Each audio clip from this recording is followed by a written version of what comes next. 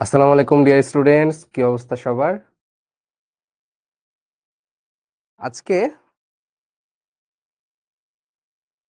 MCQ solving class এবং পুরো চ্যাপ্টারের আমরা শেষ করে ফেলেছি। এবং হ্যাঁ, তোমাদের এখন অনেকের কথা থাকতে পারে যে ভাই অনেক কিছু হয়তো বাকি আছে। আস্তে আস্তে আস্তে আস্তে বলেছি যে অনেক কিছু হয়ে যাবে। এগুলা নিয়ে এত টেনশন করার কিচ্ছু নাই। তবে সিকিউ এমসিকিউ কেউ দেখেছো কিনা এটা দেখে বলতে হবে যে ভাই সিকিউ এমসিকিউ এর এই টপিকটা পড়ানো হয় নাই, যে সিকিউ এই টপিকটা আসছে বাট এই টপিকটা পড়ানো হয় নাই, এটা তোমাকে বলতে পারতে হবে। বিশেষ করে গ নাম্বার এবং ঘ নাম্বার প্রশ্ন, ঠিক আছে? And তুমি আপাতত নিজেকে জাজ করবা সিকিউ, মানে সিকিউ দিয়ে, সোজা কথা, আপাতত নিজেকে জাজ করতে হবে সিকিউ দিয়ে। হুম। হ্যাঁ, চশমা বদলাই ফেলছি।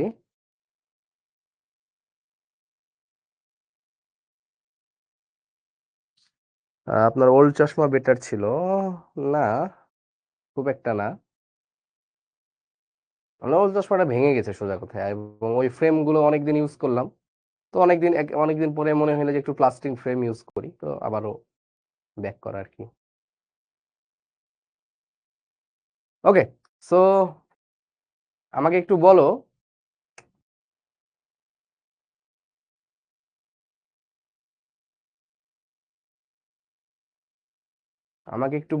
যে সিকিউ কে কে দেখেছো, যে সিকিউ আমি দেখেছি অ্যাটলিস্ট 5টা বা 6টা হলেও সিকিউ দেখেছি, বা বইগুলো উল্টায় উল্টায় দেখেছি যে সিকিউ গুলো কি কি আছে।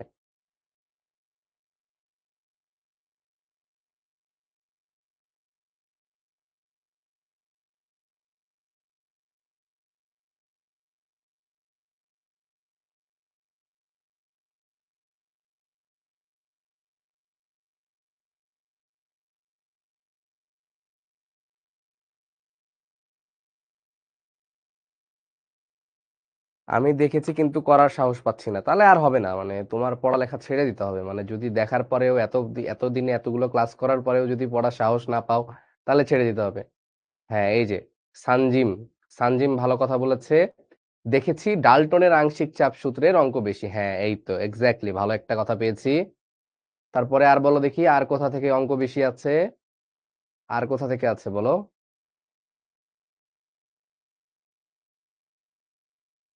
পড়া শুরু করেন? কালকে কলেজে পরীক্ষা আছে স্যার, পরীক্ষার পড়া পড়তে হবে। হ্যাঁ,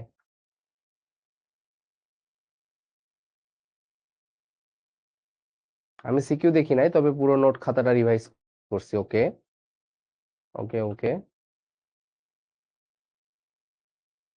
তোমরা অনেক মানে কনজাস্টেড একটা টাইম ফ্রেম বানায় ফেলছো, তাই না?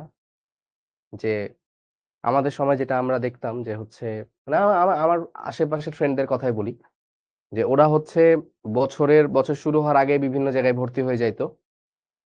বিভিন্ন জায়গায় ভর্তি হইতো, ফিজিক্সের 2টা প্রাইভেট, ম্যাথের 2টা প্রাইভেট, কেমিস্ট্রি 2টা প্রাইভেট, বায়োলজি 2টা, আইসিটি 2টা, ঠিক আছে, বাংলা একটা, ইংরেজি একটা। তো এমনি সব প্রাইভেট ওরা ভর্তি হয়ে যাইতো। এবং কি একটা রুটিন ভাই, মনে করো হচ্ছে সকাল 5টার দিকে প্রাইভেটে যাইতো। হ্যাঁ, প্রাইভেটের পরে কলেজে যাইতো, কলেজ থেকে আরেকটা প্রাইভেট, তারপরে আরেকটা প্রাইভেট, তারপরে আরেকটা প্রাইভেট। তো সেই ভোর 5টার দিকে বের হইতো, এন্ড সামহাও বাসায় ফিরতে হচ্ছে রাত 9টা 10টার দিকে। এসে দিয়ে মনে করো ঘুম ধরায় দিত, ঘুম ধরে আবার সে 5টার দিকে উঠা লাগবে। 5টার দিকে উঠে আবার সেই একই রুটিন, একই সিস্টেম, একই ভাবে চলতো। এবং দিন শেষে যে শেষ, কিচ্ছু নাই। মানে না হয় শেখা, না পরীক্ষাতে কাজে দেয়, না এইচএসসি তে ভালো রেজাল্ট হয়, না অ্যাডমিশনে ভালো রেজাল্ট হয়। বিশ্বাস করো ভাই, অ্যাডমিশনে মানুষজন মারা খায় বেশি হাইপ নেওয়ার কারণে। এবং এইচএসসি তেও সেম, মানে পড়াশোনা কম, ঠিক আছে, মানে বাজনা বেশি। এটা আমাদের এই সোসাইটিতে এখন বেশি চলে, বাজনা বেশি, বাজনা দেখাইতে হবে আমাকে, ঠিক আছে। এবং লিটারেলি মানে মারামারি করে যে হচ্ছে, আমি তো এই ভাইয়ের কাছে পড়ি, ওই ভাই ভালো পড়ায়, তোর ওই ভাই খারাপ পড়ায়, হ্যাঁ এই ভাই বেশি ভালো পড়ায়, আমার ওই টিচার ভালো পড়ায়, ঠিক আছে, অমুক টিচার পড়াইতে পারে না, ঠিক আছে। So we are so judgmental, মানে আমরা হয়তোবা আমরা জানি কম, কথা বলি অনেক বেশি। সো দ্যাটস ওয়াই আমাদের অনেক সমস্যা হয়ে যায়, বুঝলা? সো এই জিনিসগুলো এখন থেকে ঠিক করো, মানে এই জিনিসগুলো আমি বলছি, এখন তোমার কাছে মনে হইতে পারে যে না এই জিনিসগুলো ঠিক না, ঠিক আছে, ভাই হয়তো বা হুদাই বলতেছে, বাট না, তোমাকে আহ এই সময়টা এসে নিজেকে একটু কন্ট্রোল করতে হবে, নিজেকে পড়ার সময় দিতে হবে। তুমি যদি নিজেকে পড়ার সময় না দাও তাহলে কিন্তু ভাই দিন শেষে কোনো লাভ নাই। আমি আবারও বলেছি যে আমার পড়া তোমার জন্য এনাফ না, এবং আমি আবারও বলছি কারো পড়াই তোমার জন্য এনাফ না, ঠিক আছে, তোমাকে যেই পড়াই দিক না কেন, তো দিন শেষে নিজে যদি না পড়ো তাহলে হবে না। এবং আমারও একই অবস্থা ছিল ভাই, মানে ফার্স্ট ইয়ার শেষ হয়ে গিয়েও আমি হচ্ছে ম্যাথের ডিফারেন্সিয়েশন ইন্টিগ্রেশন কিছুই পারি না, ত্রিকোণমিতি পারি না, ফিজিক্স টুকটাক পারতাম, কেমিস্ট্রি টুকটাক পারতাম, ম্যাথের অবস্থা একদমই বাজে, ম্যাথ পড়াই হয় নাই, আইসিটিও পড়া হয় নাই। বাট তোমরা তো আমাদের মতো অঢেল সময় পাবে না, আমরা করোনার মাঝে অনেক দিন বন্ধ পেয়েছি, বাসায় বন্দি থেকেছি, পড়েছি, ঠিক আছে, অনলাইনে নতুন করে তখন একটা জ্বর শুরু হলো পড়াশোনার, তো আমরা পড়াশোনার অনেক সময় পেয়েছি। তোমরা পড়াশোনার এই সময়টা পাবা না ভাই, দেখতে দেখতে দেখতে দেখতে সময় পার হয়ে যাবে, ঠিক আছে, একদম মানে মনে করো যে হচ্ছে তুমি চাইবা তখন পড়তে, কিন্তু আর পড়ার সময়টা তুমি পাবা না, যেটা আমরা পেয়েছিলাম। ওকে, তো অবশ্যই একটু সাবধান থাকো, সাবধান থাকতে হবে। ওকে, সো এমসিকিউ সলভিং এর আগে আমরা একটু একটা নতুন টপিক পড়বো, যে টপিকটার নাম হচ্ছে, এবং আমরা এমসিকিউ সিকিউ অ্যাডভান্স 3 দিনেই অল্প অল্প করে নতুন কিছু টপিক পড়বো, ছোট ছোট ছোট ছোট টপিক, এগুলো হচ্ছে মাইনর টপিক, যেগুলো থেকে সিকিউ খুব একটা আসে না, ঠিক আছে। তো আমরা একটু পড়বো হচ্ছে কনজুগেট অ্যাসিড বেজ, লিখো তো আমার সাথে তোমরা, ঠিক আছে, আমাদের মেন মেন টপিক গুলো সব শেষ, লিখো দেখি, conjugate acid base, conjugate acid base, conjugate মানে হচ্ছে প্রতিবন্ধী, ঠিক আছে, তোমাদের মতো মজাগুলো, অনুবন্ধী। তোমরা তো অনেক ভালো ছেলে, তোমরা অনেক ভালো বাচ্চা, ভালো ছেলে ভালো মেয়ে, ঠিক আছে, অনলাইনে পড়াশোনা করছো কত মনোযোগ দিয়ে, হ্যাঁ, একটু সুযোগ পাইলেই, হ্যাঁ, মেসেজে মনে করো স্প্যামিং শুরু করো, একটু সুযোগ পাইলেই যে ফেসবুকে মেসেঞ্জারে চ্যাটিং শুরু করো, একটু সুযোগ পাইলে ইনস্টাগ্রামে চ্যাটিং শুরু করো, ঠিক আছে। আচ্ছা যাই হোক, হচ্ছে অনুবন্ধী অম্লক্ষার, তোমরা অনেক ভালো ছেলে।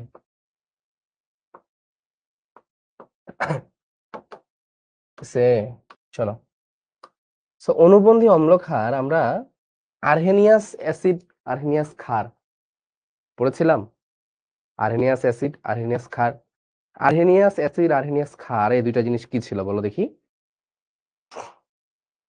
আর্হেনিয়াস অ্যাসিড আর্হেনিয়াস ক্ষার, তো আর্হেনিয়াস অ্যাসিড যেটা, আর্হেনিয়াসের কথা বলছি, সরি আর্হেনিয়াস না, বর্নস্টেড লাউরি, আর্হেনিয়াসটা তো ইজি, যেটা ছোটবেলা থেকে পড়ে আসছো, বর্নস্টেড লাউরি, ঠিক আছে, তো আমি বিএল দিলাম, আরে বাবা এটা কি হলো, কি দিচ্ছি, বিএল, হ্যাঁ, বিএল অ্যাসিড, তো বিএল অ্যাসিড যদি হয় তো অ্যাসিড হচ্ছে কি, প্রোটন দাতা, তাই না, প্রোটন মানে কি এইচ প্লাস, তো অ্যাসিড হচ্ছে এইচ প্লাস দাতা।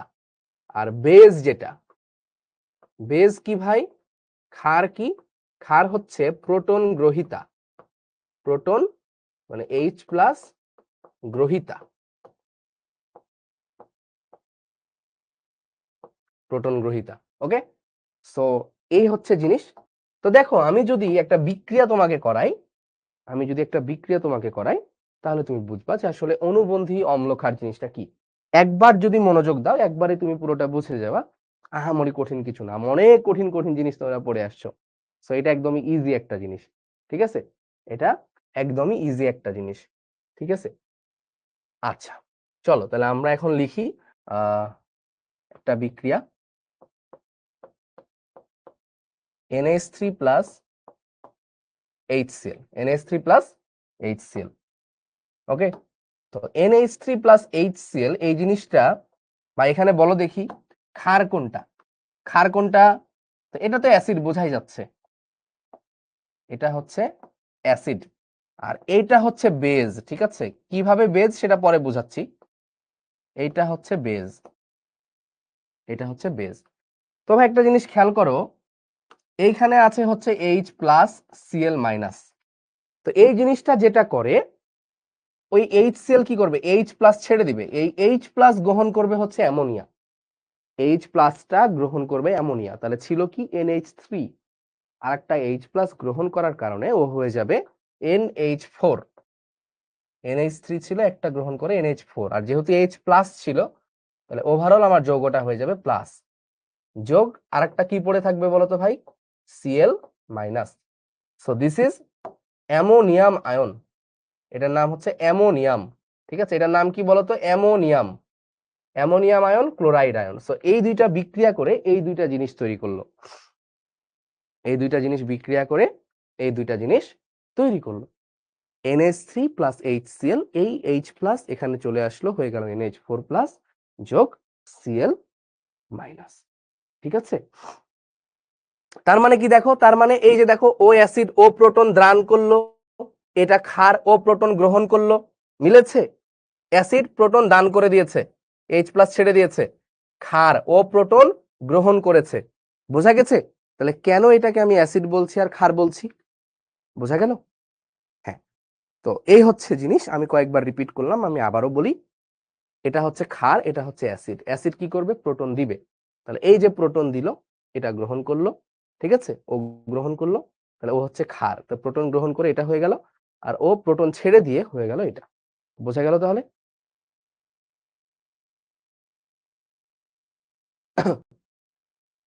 বলো।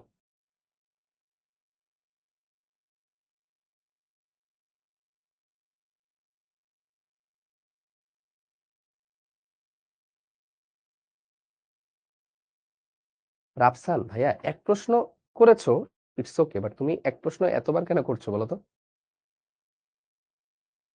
আমি এখন পড়াচ্ছি, তো পড়ানোর মাঝখানে তো আমরা এই কোশ্চেন গুলো জেনারেলি দেখবো না, তাই না? পড়ানোর মাঝখানে আমি দিব, তোমার উত্তর দিব, সমস্যা নাই। তো এক কোশ্চেন একবার করলে আমি সেটা দেখে রাখি। হ্যাঁ, তোমাদের কোশ্চেন গুলো যখন আসে আমি দেখে রাখি, এবং সব শেষে যে কিছু কথা বলার চেষ্টা করি, মানে যেটা আমার কাছে মনে হয় যে বলা উচিত। তো আমি দেখে রাখছি, এগুলো সবগুলো শেষে উত্তর দিব, ঠিক আছে? হ্যাঁ রাফসান, আমি শেষে উত্তর দিচ্ছি।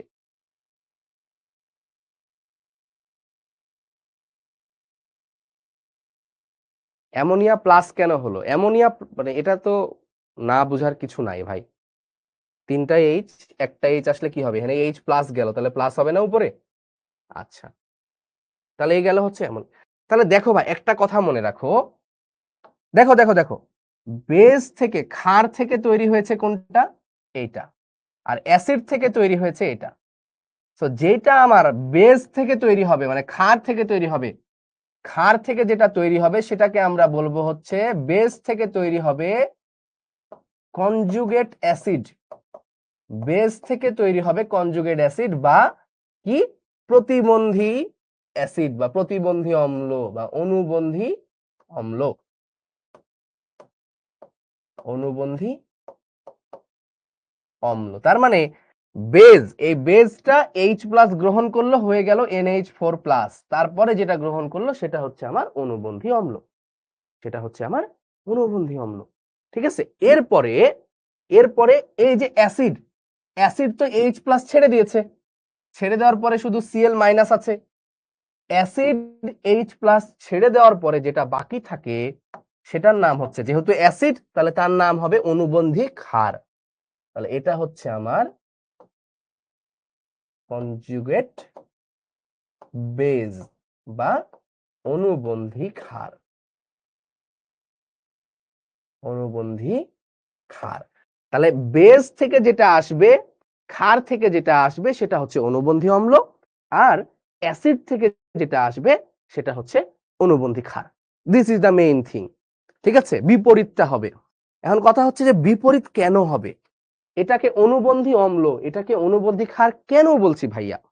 কারণ দেখো, এই বান্দাটা এখন, ওর কাছে একটা H প্লাস আছে না, ও কি চাইলেই H প্লাস ছেড়ে দিতে পারবে না? ও কি চাইলেই H প্লাস ছেড়ে দিতে পারবে না? পারবে, এজন্যই কিন্তু এটা অম্ল, এজন্যই এটা অম্ল। কিন্তু যেহেতু ক্ষার থেকে আসছে এজন্য অনুবন্ধী অম্ল, এটা অ্যাসিড, ও H প্লাস ছেড়ে দিয়েছে, ছেড়ে দেওয়ার পরে তৈরি হয়েছে ক্লোরিন মাইনাস। এখন ও তো চাইলেই H প্লাস গ্রহণ করতে পারবে, সো যে H প্লাস গ্রহণ করতে পারে তাকে কি বলা হয়, যে H প্লাস গ্রহণ করতে পারে তাকে কি বলা হয়, তাকে বলা হয় হচ্ছে অনুবন্ধী ক্ষার। ক্ষার H প্লাস গ্রহণ করতে পারবে, তার মানে কি ও ক্ষার, বাট যেহেতু ও অ্যাসিড থেকে এসেছে এজন্য অনুবন্ধী কথাটা আসছে। বুঝতে পারছো কিনা? বলো ক্লিয়ার? আমি আরো এক্সাম্পল দিচ্ছি, বাট এইটা ক্লিয়ার কিনা বলো। ক্লিয়ার? বলো এতদূর ক্লিয়ার কিনা? তোমাদের বইয়ে কি এক্সাম্পল দেওয়া আছে ওইখান থেকে আমি দু একটা এক্সাম্পল দিই তাহলে তোমাদের।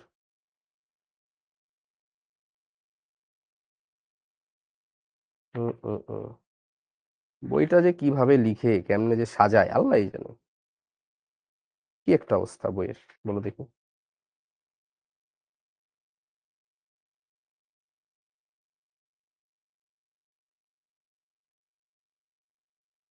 পাইছি। ক্লিয়ার? বলো ক্লিয়ার কিনা? আচ্ছা, প্রোটন কিভাবে গ্রহণ করলো? আগের ক্লাস মনে হয় করো নাই নিশ্চয়। প্রশ্ন শুনে বোঝা যায় আসলে কারা আগের ক্লাস করেছে বা কারা আগের ক্লাস করে নাই। তো দেখো OH মাইনাস যোগ, সরি OH মাইনাস যোগ CH3 COOH, ঠিক আছে না? CH3 COOH। খুব ভালো করে খেয়াল করো, এখানে এই বান্দাটা হচ্ছে গিয়ে অ্যাসিড, এই বান্দাটা হচ্ছে অ্যাসিড, ঠিক আছে? তো অ্যাসিড যদি ভাঙে, এই যে এই CH3 COOH এটা যদি ভাঙে, এটা কি তৈরি করবে বলো তো ভাই? ছোটবেলায় পড়ে আসছো না? এটা ভাঙলে এটা কি তৈরি করবে? CH3 COO মাইনাস যোগ H প্লাস, যোগ H plus, CH3 COO minus যোগ H প্লাস, ঠিক আছে? তাহলে ওই বান্দা কি করবে? একটা H প্লাস ছেড়ে দিবে, এই H প্লাসটা কোথায় যাবে? এইখানে যাবে। এ যেহেতু মাইনাস আর ওর যেহেতু H প্লাস, তাহলে এই H প্লাস এই OH মাইনাস মিলে কি তৈরি হবে? এই H প্লাস এই OH মাইনাস মিলে কি তৈরি হবে বলো দেখি? বলো কি তৈরি হবে?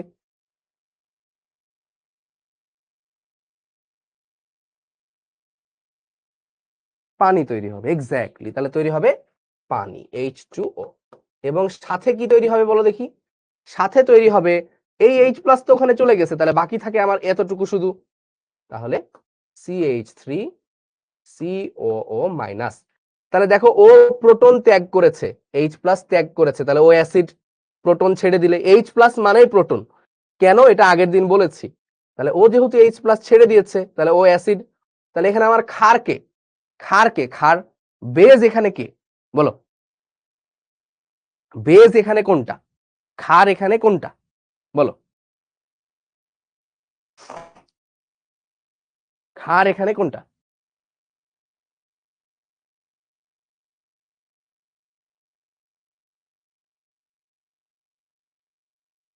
ক্ষার হচ্ছে এখানে OH মাইনাস, মানে যে আমার H প্লাস গ্রহণ করেছে সে ক্ষার।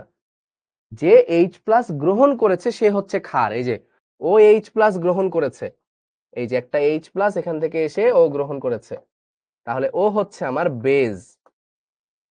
তাহলে ভাই বেজ থেকে কি তৈরি হয়েছে দেখো তো? বেজ থেকে তৈরি হয়েছে পানি। তাহলে বেজ থেকে যেটা তৈরি হবে, ক্ষার থেকে যেটা তৈরি হবে সেটাকে কি বলবো? ক্ষার থেকে যেটা তৈরি হবে সেটাকে আমরা কি বলবো বলো?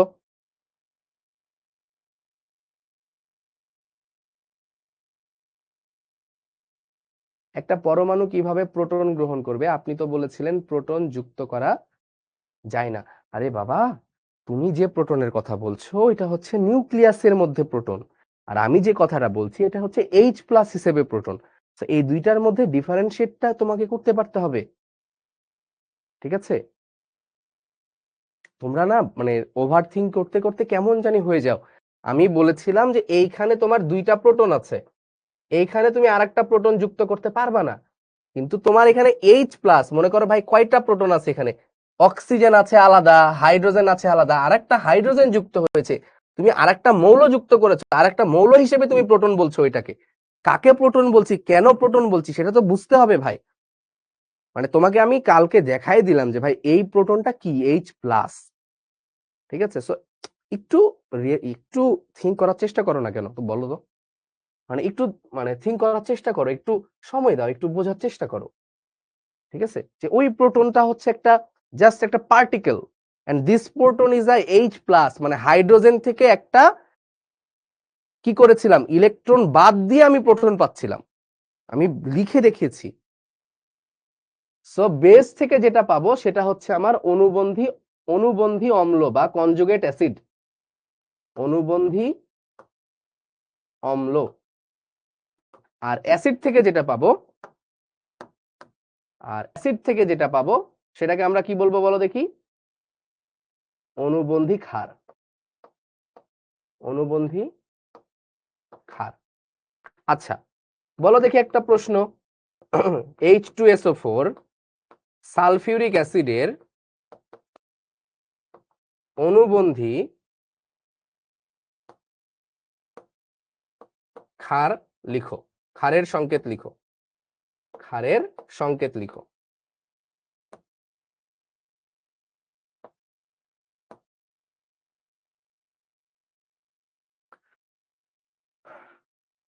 সালফিউরিক অ্যাসিডের অনুবন্ধী ক্ষারের সংকেত লিখো। তাহলে অ্যাসিড থেকে আমার কথা কি ছিল, কনসেপ্ট কি? কনসেপ্ট হচ্ছে অ্যাসিড থেকে যদি একটা H+ মাইনাস করো, মাইনাস H+, ভালো করে বোঝো, অ্যাসিড থেকে একটা H+ মাইনাস করলে আমরা পাই হচ্ছে কনজুগেট বেজ, কনজুগেট বেজ। আর বেজের সাথে যদি আমরা একটা H+ যোগ করি, একটা H+ যোগ করি, তাহলে আমরা পাই হচ্ছে কনজুগেট অ্যাসিড।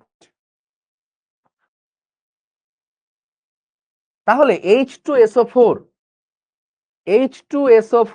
কেউ কেউ লিখছো H2SO3, গাধা, SO4 2- গাধা, একটা H+, নট দুইটা, ঠিক আছে? তো H2SO4, ঠিক আছে, এই জিনিসটা কিরকম ভাই? ঠিক আছে, তাহলে H2SO4, হ্যাঁ, এর অনুবন্ধী ক্ষার, তাহলে একটা H+ সরাইতে হবে রে ভাই, একটা H+।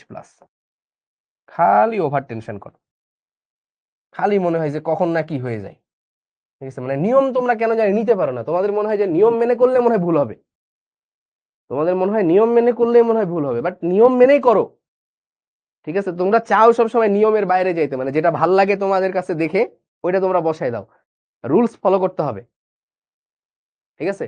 হ্যাঁ, তাহলে এখান থেকে একটা H+ বাদ দাও, একটা H+, ভাই, এই তাহলে কি থাকে বলতো? HSO4 মাইনাস, HSO4 মাইনাস, এটাই হচ্ছে আমার কি, কনজুগেট বেজ, ঠিক আছে? একটা সরাইছি তাহলে একটা মাইনাস হবে, একটা সরিয়েছি তাহলে একটা মাইনাস হবে, বোঝা গেল? একটা সরালে একটা মাইনাস হবে। ক্লিয়ার? ক্লিয়ার কিনা?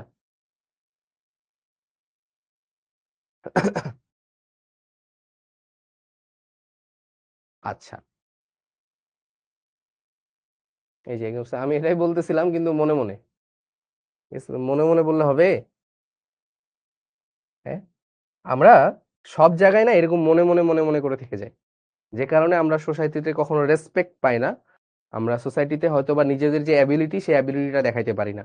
মনে করো তুমি একটা জায়গায় গিয়েছো, মনে করো একটা এনভায়রনমেন্টে 10 জন লোক আছে, এখন ওই 10 জন লোকের মধ্যে দেখা যাচ্ছে যে কেউ একজন উচ্চ পর্যায়ের ব্যক্তি আসলো, তো তোমাদের কাছে কোনো একটা আইডিয়া চাইলো বা তোমাদের কাছে কোনো একটা কথা শুনতে চাইলো, তো দেখা যাচ্ছে একজন একজন দাঁড়ায় কথা বলা শুরু করলো যে স্যার এরকম এরকম এই এই এই, হ্যাঁ, এটা থেকে এই হবে, এটা থেকে ওই হবে, এটার পরে ওইটা, এটার পরে ওইটা। তো তুমি খুব সুন্দর মতো বুঝতে পারতেছো যে ও যেটা বলছে সেটা ভুল করছে, ও যেটা বলছে সেটা ভুল করছে, বাট তুমি ঠিকটা জেনেও তুমি বলছো না, এক্সপ্রেস করছো না, এবং তুমি এটাও দেখছো যে ও যেটা বলছে তোমার স্যার সেটা মেনে নিচ্ছে, তোমার বস সেটা মেনে নিচ্ছে, সো দিন শেষে রিকগনিশনটা ও পাবে, তুমি পাবা না। তুমি ঠিক জেনেও রিকগনিশন পেলা না, ও ভুল জেনেও রিকগনিশনটা পেলো। এবং আমরা যারা ঠিক জিনিসটা জানি, বা আমরা যারা সঠিক জিনিসটা জানি, আমরা আওয়াজ কখনো উঁচু করি না, আমরা কখনো কথা বলি না, দ্যাটস হয় পৃথিবীতে ভুল মানুষ সব জায়গায় বিস্তৃত হয়ে গেছে, প্রত্যেকটা জায়গায়, ইচ অ্যান্ড এভরি জায়গায়, ইচ অ্যান্ড এভরি সেক্টরে, যারা ভালো জানে, যারা ভালো বোঝে, যারা ভালো মানুষ, তারা কখনোই আওয়াজ উঁচু করছে না।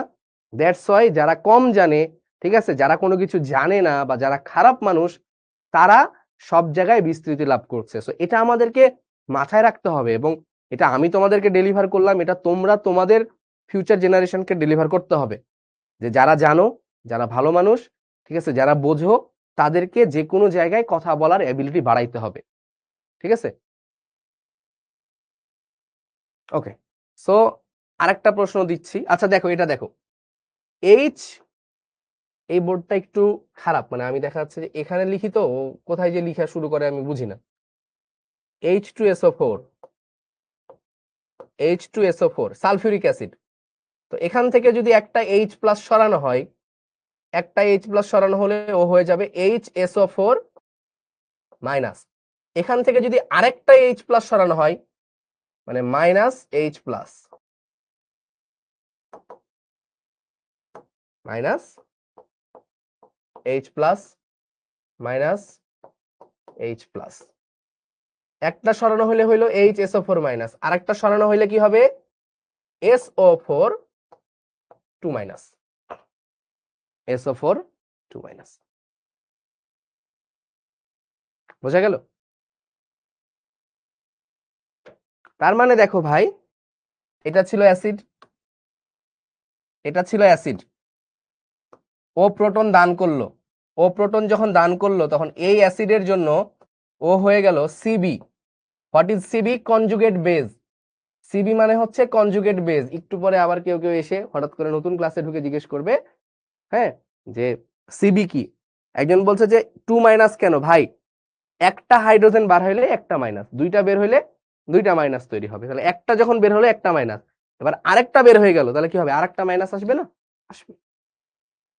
ঠিক আছে, আচ্ছা, তাহলে সিবি এটা হলো কনজুগেট বেজ, তাহলে এটা অ্যাসিড, এটা বেজ। দেখো কারণ কি? কারণ ও এইচ প্লাস ছেড়ে দিতে পারছে, তাই কারণে এটা অ্যাসিড। এবার বলো তো, ও তো কনজুগেট বেজ হলো, কারণ ও চাইলে একটা অ্যাসিড গ্রহণ, এইচ প্লাস গ্রহণ করতে পারবে। এবার দেখো ও আবার এইচ প্লাস ছাড়ছে, এই বান্দাটা বাইসালফেট, এটার নাম কি? এটার নাম বাইসালফেট। বাইসালফেট আবার এইচ প্লাস ছেড়ে এটা তৈরি করেছে। তো বাইসালফেট যখন এইচ প্লাস ছাড়ছে, এটাকে কি আমি অ্যাসিড বলতে পারবো? এটা একটা কথা, যে ও যখন এইচ প্লাস ছাড়ছে, এটাকে কি আমি অ্যাসিড বলতে পারবো নাকি পারবো না? What happened? মানে এরকমটা কি হওয়ার কথা ছিল? তোমরাই বোঝো কখন তোমাদের সাথে কি ধরনের অঘটন ঘটে।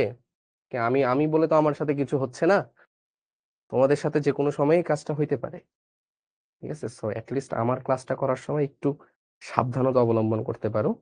কখনো একা রুমে ক্লাস করবা না, ঠিক আছে, লাইট জ্বালিয়ে ক্লাস করবা। হ্যাঁ, বাসার লোকজন যেখানে বেশি আছে সেখানে ক্লাস করবা, বাবা মাকে একটু সবসময় পাশে পাশে রাখবা। ঠিক আছে, নিজের সেফটি।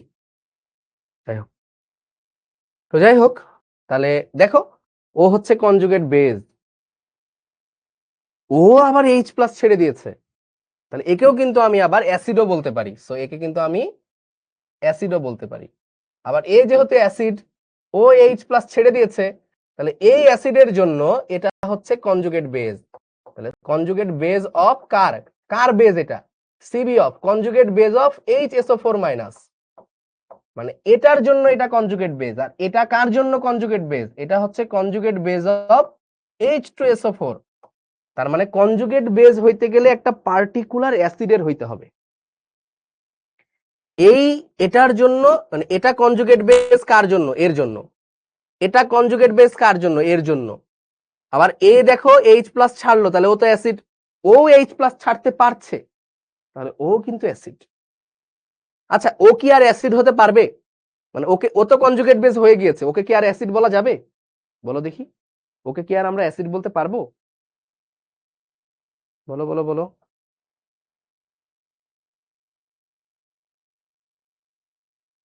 ওকে কি আর অ্যাসিড বলতে পারবো? ওকে কিন্তু আমি আর অ্যাসিড বলতে পারবো না। ঠিক আছে, কারণ, কারণ কি? কারণ ওর তো আর এইচ প্লাস ছাড়ার মতো নাই, তাহলে ও শুধু কনজুগেট বেজ হয়ে থেকে গেল, কনজুগেট বেজ হয়ে থেকে গেল। তো দেখো এই বান্দাটা HSO4 এই বান্দাটা HSO4 মাইনাস, এই বান্দাটা অ্যাসিডের মতো কাজ করে আবার বেজের মতো কাজ করে। ও চাইলে H প্লাস ছাড়তে পারে, চাইলে H প্লাস গ্রহণও করতে পারে। দেখো, ও চাইলে H প্লাস ছেড়ে দিয়ে এটা হতে পারে, ও চাইলে H প্লাস গ্রহণ করে আবার এখানে আসতে পারে। তাহলে এই HSO4 মাইনাসকে কি বলা হয় ভাই? সরি, HSO4 মাইনাস এটা হচ্ছে একটা উভধর্মী উভধর্মী পদার্থ। পদার্থ, তাহলে এটা একটা উভধর্মী পদার্থ। বোঝা গেল ভাই? অ্যাসিড রেইন একটু ধারণা দিবেন। কেন ভাই তুমি অ্যাসিড রেইন পারো না? আমার ছোট ভাইও অ্যাসিড রেইন পারে, ক্লাস 8-এ পড়ে। ঠিক আছে, বৃষ্টির সাথে কি হবে? গ্যাস মিশে যে অ্যাসিড তৈরি করবে, হয়ে গেল। দেখাই দিচ্ছি, সমস্যা নেই।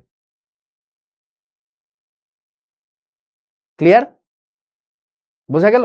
সো এই জিনিসটা হচ্ছে আমার উভধর্মী একটা কম্পাউন্ড। সো এই যে আমি কনজুগেট অ্যাসিড বেসটা দেখাই দিলাম, একটা থিওরি আমাদের বাদ ছিল। তো আমরা এখন চলে যাব হচ্ছে বহু নির্বাচনী প্রশ্নে, এবং বহু নির্বাচনী প্রশ্নতে যাওয়ার পরে আমরা বেশ ভালো মতোই সলভ করব।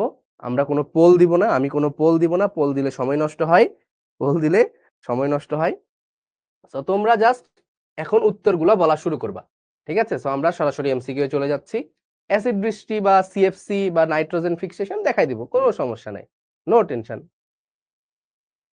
হইছে? আর জ্বালাইস না ভাই, হইছে তো, ক্লাস নিতেছি এখন, পরে জ্বালাইস, ফ্রি থাকবো যখন তখন জ্বালানো। বলো।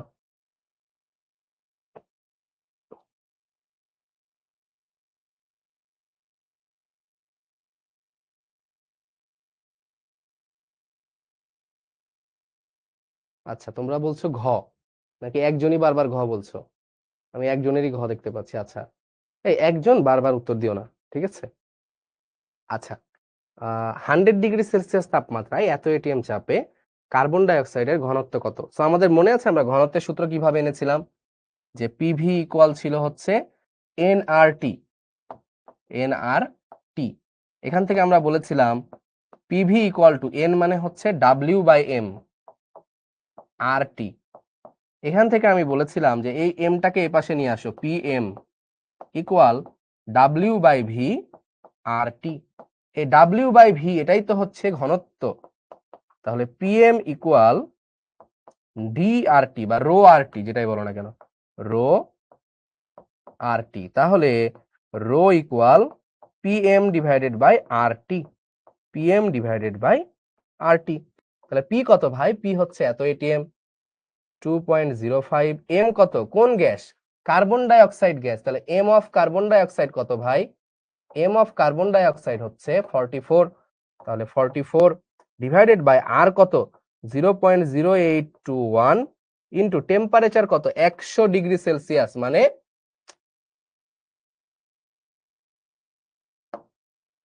100 ডিগ্রি সেলসিয়াস মানে কত বলতো? 100 প্লাস 273, তাহলে হইল 373, ঠিক আছে? 373 কেলভিন, কেলভিনে নিতে হবে। তাহলে কত হবে বলো?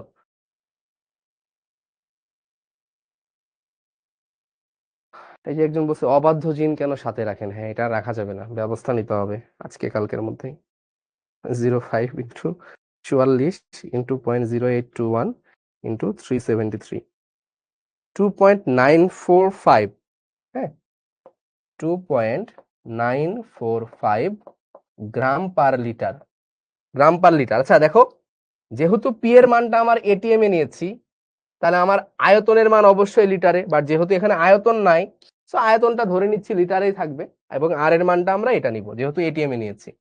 সো এটা কার কাছাকাছি বলতো? এইটার কাছাকাছি। অল ডান, অল গুড, ওকে।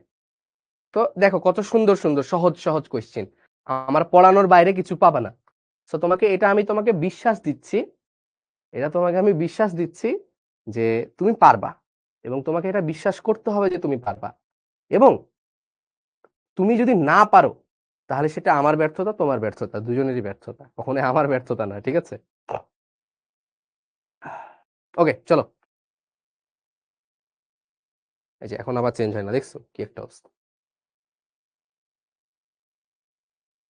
এটা বলো, এসটিপি এসএটিপি তাপমাত্রার পার্থক্য কত? এসটিপি এসএটিপি, হ্যাঁ, সো স্ট্যান্ডার্ড কত? 0 degree Celsius and this is 25 degree Celsius, নাকি না কোনটা কত বলো? হ্যাঁ, সো কোনটা কত দেখবা, ঠিক আছে এটা, ঠিক আছে এটা বলো, এসটিপি এসএটিপি ঠিক আছে, 0-25 ঠিক আছে তো?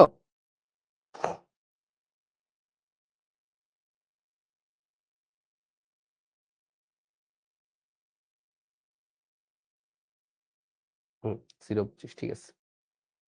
চলো, বলছে এত মোল ও এত মোল সংখ্যা বিশিষ্ট যথাক্রমে এ এবং বি গ্যাস দ্বয়ের মিশ্রণের মোট চাপ 12 এটিএম হলে এ গ্যাসের আংশিক চাপ কত? তো দেখো মোট চাপ বলে দিয়েছে, তাহলে আংশিক চাপ কি ছিল মনে আছে? এ গ্যাসের আংশিক চাপ।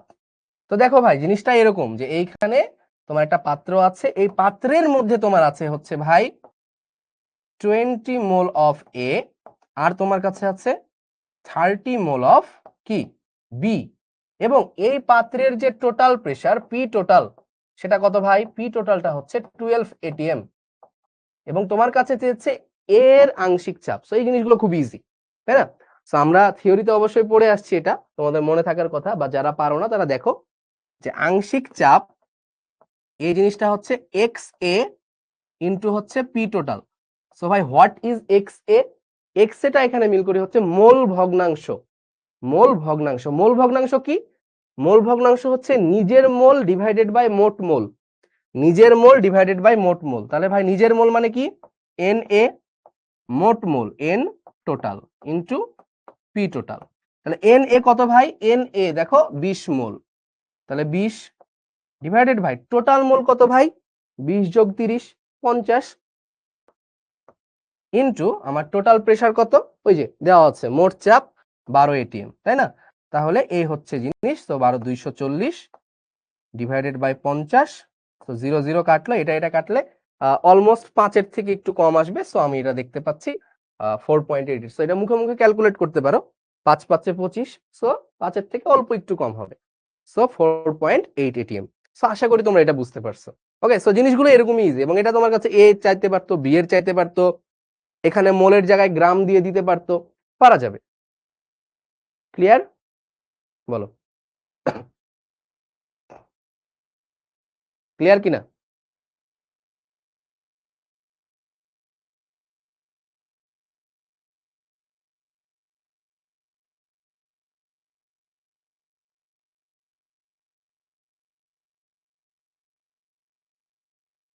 ওকে, এসএটিপি তে 2 মোল অক্সিজেন গ্যাসের আয়তন কত? এসএটিপি তে 2 মোল অক্সিজেন গ্যাসের আয়তন কত? তো বলো তো এসএটিপি তে মানে আমাদের ইয়া মনে আছে, এন ইকুয়াল কি ছিল? W divided by M equal ছিল ভিএল ডিভাইডেড বাই 22.4, এটা ছিল এসটিপি তে, এটা ছিল এসটিপি। আরেকটা ছিল কি? ভিএল ডিভাইডেড বাই 24.789, এটা ছিল হচ্ছে এসএটিপি তে, এসএটিপি। সো এখান থেকে করে ফেলতে পারবো। সো এই ইকুয়েশনটা আমার লাগবে, মানে এটা লাগবে আর এটা লাগবে, কারণ এন এর মান সরাসরি দেওয়া আছে। তাহলে ভিএল সমান কত হবে বলো? তাহলে ভিএল সমান হবে এন ইন্টু 24.789, তাহলে 2 into 24.789, so 48 49, so 49 point something এত লিটার।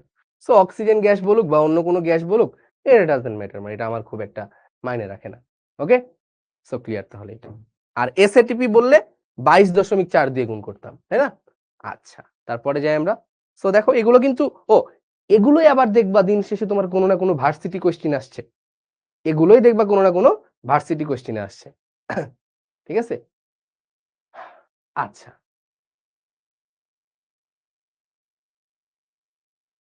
তারপরে হচ্ছে এত গ্রাম গ্লুকোজ অণুতে কতটি অক্সিজেন পরমাণু আছে?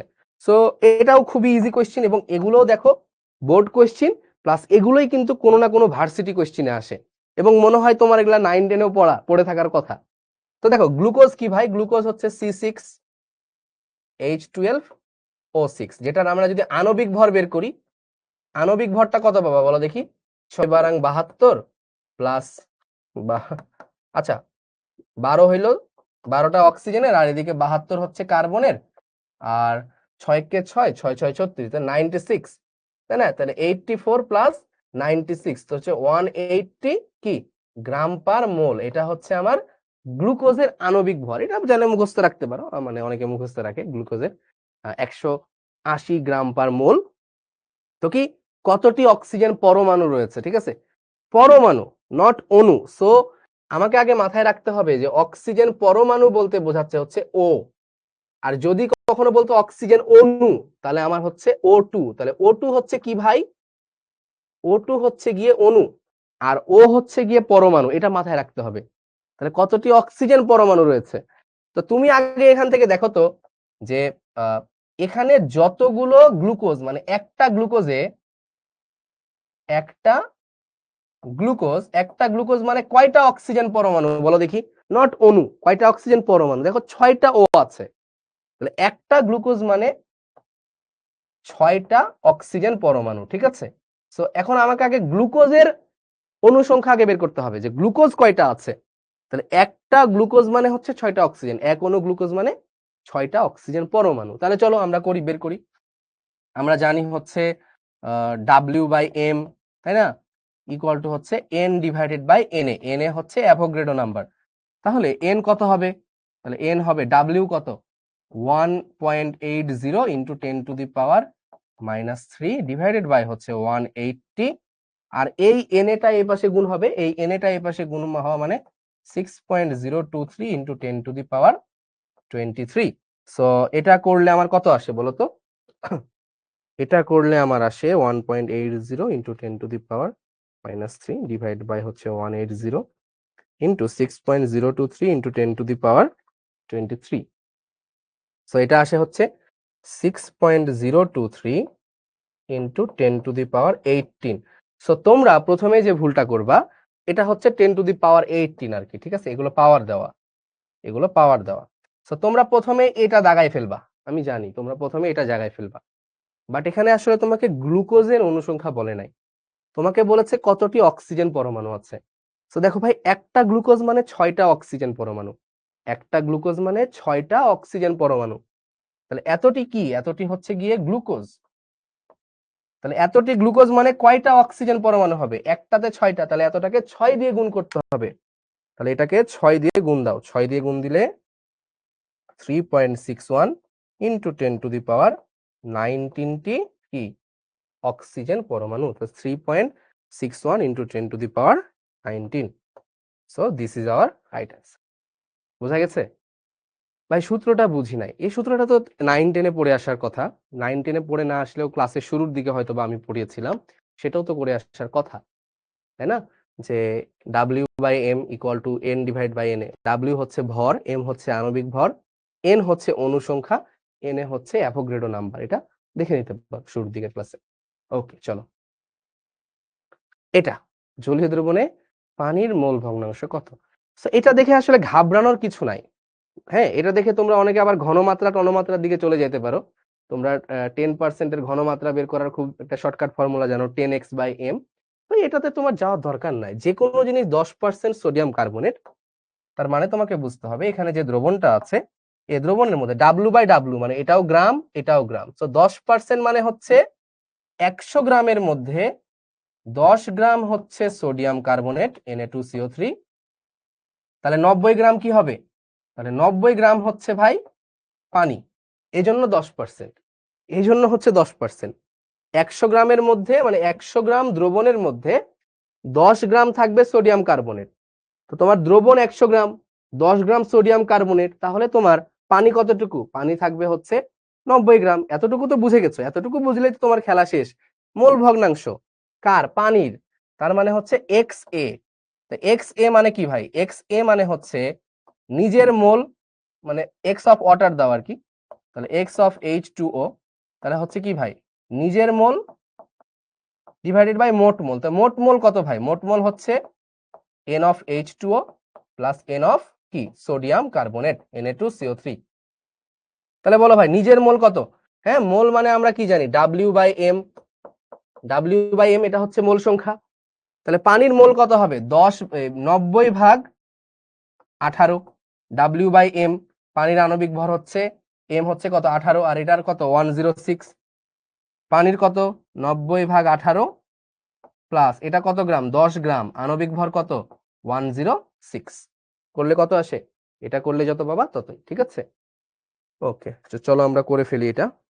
So 90 divided by 18, 90 divided by 18 plus 10 divided by 106, which is 0.9815, 0.9815। I don't know মানে বোর্ডে এই কোশ্চেনটা কেন দিয়েছে এত ক্লোজ মান নিয়ে 0.98, 0.9815, মানে এই জিনিসগুলো আসলে বোর্ডের বিরত থাকা উচিত এই জিনিসগুলো থেকে। সো হুইচ ইজ 0.9815 আসে। তো আমার উত্তর হবে আসলে গ, ঠিক আছে। সো তাড়াহুড়া করে আবার খ মেরে দিবা না। W/W মানেই তো এতক্ষণ বললাম ভাইয়া যে 10% W/W মানে হচ্ছে 100 গ্রামের মধ্যে 100 গ্রামের একটা দ্রবণ যার মধ্যে 10 গ্রাম সোডিয়াম কার্বনেট আছে। যদি 20% হইতো তাহলে 100 গ্রামের মধ্যে 20% সোডিয়াম কার্বনেট। যদি 100% থাকতো তার মানে হচ্ছে 100%ই সোডিয়াম কার্বনেট, ঠিক আছে। যদি 100% থাকতো তার মানে হচ্ছে 100%ই সোডিয়াম কার্বনেট। 10% সোডিয়াম কার্বনেট, তাহলে 10 গ্রাম সোডিয়াম কার্বনেট, তাহলে 100 মাইনাস 10 যাবে, তাহলে কত 90 গ্রাম হচ্ছে পানি। খুবই সিম্পল, এটুকু বুঝলে এতটুকু আমার আগের পড়া। সো যারা এতটুকু বুঝো নাই তাদেরকে ক্লাস করে আসতে হবে, আর যারা এটুকু বুঝো নাই তাদেরকে তো বললামই 10% মানে হচ্ছে 100 গ্রামের মধ্যে 10% এটা, তাহলে 100 গ্রামের মধ্যে 10% এটা হলে বিয়োগ করলে কত হয়? 100 থেকে 10 বিয়োগ করলে হয় 10,000, এটা তো তোমরা জানোই। সো ওইভাবে করে ফেলতে পারবা। আমি তো একটু যোগ বিয়োগ কম পারি, সো তোমরা তো যোগ বিয়োগ ভালোই পারো, ঠিক আছে। আচ্ছা, সো 90 হয়, 10,000 হয় না আর কি। আচ্ছা আচ্ছা, আদর্শ গ্যাসের ক্ষেত্রে কোনটা হবে বলো দেখি? আদর্শ গ্যাসের ক্ষেত্রে কোনটা হবে? So PV equal to nRT, এটা হবে। এটা বোঝাচ্ছে অভ্যন্তরীণ শক্তির পরিবর্তন 0। তো আসলে আন্তঃআণবিক কোনো আকর্ষণ বল থাকে না। আন্তঃআণবিক আকর্ষণ বল না থাকার কারণে অভ্যন্তরীণ শক্তির পরিবর্তনও কি হয়ে যায়? 0 হয়ে যায়। এটা কি বোঝাচ্ছে? এটা বোঝাচ্ছে অভ্যন্তরীণ শক্তির পরিবর্তন। মনে রাখো, অভ্যন্তরীণ শক্তির পরিবর্তন, ওই যে আন্তঃআণবিক আকর্ষণ বল 0। আর এসটিপি তে মোলার আয়তন এত, সো 22.4, ঠিক আছে। তাহলে তিনটাই হবে। সো 1, 2 and 3 তিনটাই হবে। এটা এটা মুখস্থ জিনিস আর কি, ক্লাসের কথার মাঝখানে বলা বা বইয়ে তোমাকে রিডিং পড়তে হবে, দ্যাটস ইট। হ্যাঁ, আচ্ছা, সো এটাও আমাদের হয়ে গেল। আচ্ছা, এখানে দেখো কোন গ্যাসের তাপমাত্রা ও চাপ দ্বিগুণ করা হলে আয়তনের কি পরিবর্তন হবে। সো প্রথমে এই কোশ্চেনটা অ্যাপ্রোচ করতে গেলে তোমরা ঘাবড়ে যাবা যে এই কোশ্চেনটা কি আদৌ আমার বয়েলের সূত্র নাকি চার্লস সূত্র নাকি কোনটা। সো তোমাকে এই কোশ্চেনটা অ্যাপ্রোচ করতে গেলে দেখতে হবে ভ্যারিয়েবল কে কে। দেখো ভাই, তাপমাত্রা ও চাপ দ্বিগুণ করা মানে তাপমাত্রাও ভ্যারি করছে, চাপও ভ্যারি করছে, আয়তনের কি পরিবর্তন হবে? তার মানে টি, পি, ভি, তিনটাই আমার ভ্যারিয়েবল। সো তিনটাই যদি ভ্যারিয়েবল হয় তখন আমাদের ফর্মুলা কি ছিল মনে আছে? তিনটা ভ্যারিয়েবল হলে আমাদের ফর্মুলা ছিল হচ্ছে P1 V1 divided by T1 equal কি ছিল ভাই? ইকুয়াল ছিল আমার P2 V2 divided by T2। Very simple, তাই না? অনেক সিম্পল না সমন্বয় সূত্রটা? তাহলে কি বলেছে ভাই বলতো? বলছে তাপমাত্রা ও চাপ দ্বিগুণ করা হয়েছে। তাপমাত্রা ও চাপ দ্বিগুণ মানে P2 ইকুয়াল টু হচ্ছে 2P1। হ্যাঁ, চাপ দ্বিগুণ করা হয়েছে, তাহলে P2 ইকুয়াল টু P1, আর T2 ইকুয়াল টু T1, তাপমাত্রাও দ্বিগুণ করা হয়েছে, ঠিক আছে। তাহলে আয়তন কত হবে? তাহলে চলো আমরা বসাই P1 V1 divided by T1 P2 V2। তো P2 মানে কত বসাবো? P2 মানে হচ্ছে বসাবো ভাই 2P1, V2 এর জায়গায় V2ই বসাবো, T1 এর জায়গায় 2T1 বসাবো। তাহলে এবার কি করতে হবে ভাই বলো? কাটাকাটি করতে হবে, তাই না? তো এটা এটা আমার গণ, P1 P1 আমার গণ, 2 2 গণ। সো কি থাকে দিন শেষে? V1 equal to V2। So আসলে আমার দিন শেষে কিছুই পরিবর্তন হচ্ছে না। কোনো পরিবর্তন হবে না। সো এটাকে একটু ফিল করা যায় ভেতর থেকে, ফিল করা যায়। তাপমাত্রা বাড়ালে আয়তন বাড়ে, তাহলে তাপমাত্রা দ্বিগুণ বাড়িয়েছো, আয়তন দ্বিগুণ হবে। চাপ বাড়ালে আয়তন কমে, সো চাপ যখন আবার দ্বিগুণ করলা আয়তন আবার আগের অবস্থায় চলে আসলো। দেখো তাপমাত্রা বাড়িয়ে দ্বিগুণ করলা, তাহলে দ্বিগুণ হলো, ঠিক আছে? এই যে এরকম ছিল, তাপমাত্রা যখন বাড়ালা দ্বিগুণ হয়ে গেল। এবার চাপ আবার দ্বিগুণ করলা, চাপ যখন দ্বিগুণ করলা আবার এটা অর্ধেক হয়ে গেল, আগের আগের অবস্থায় চলে আসলো।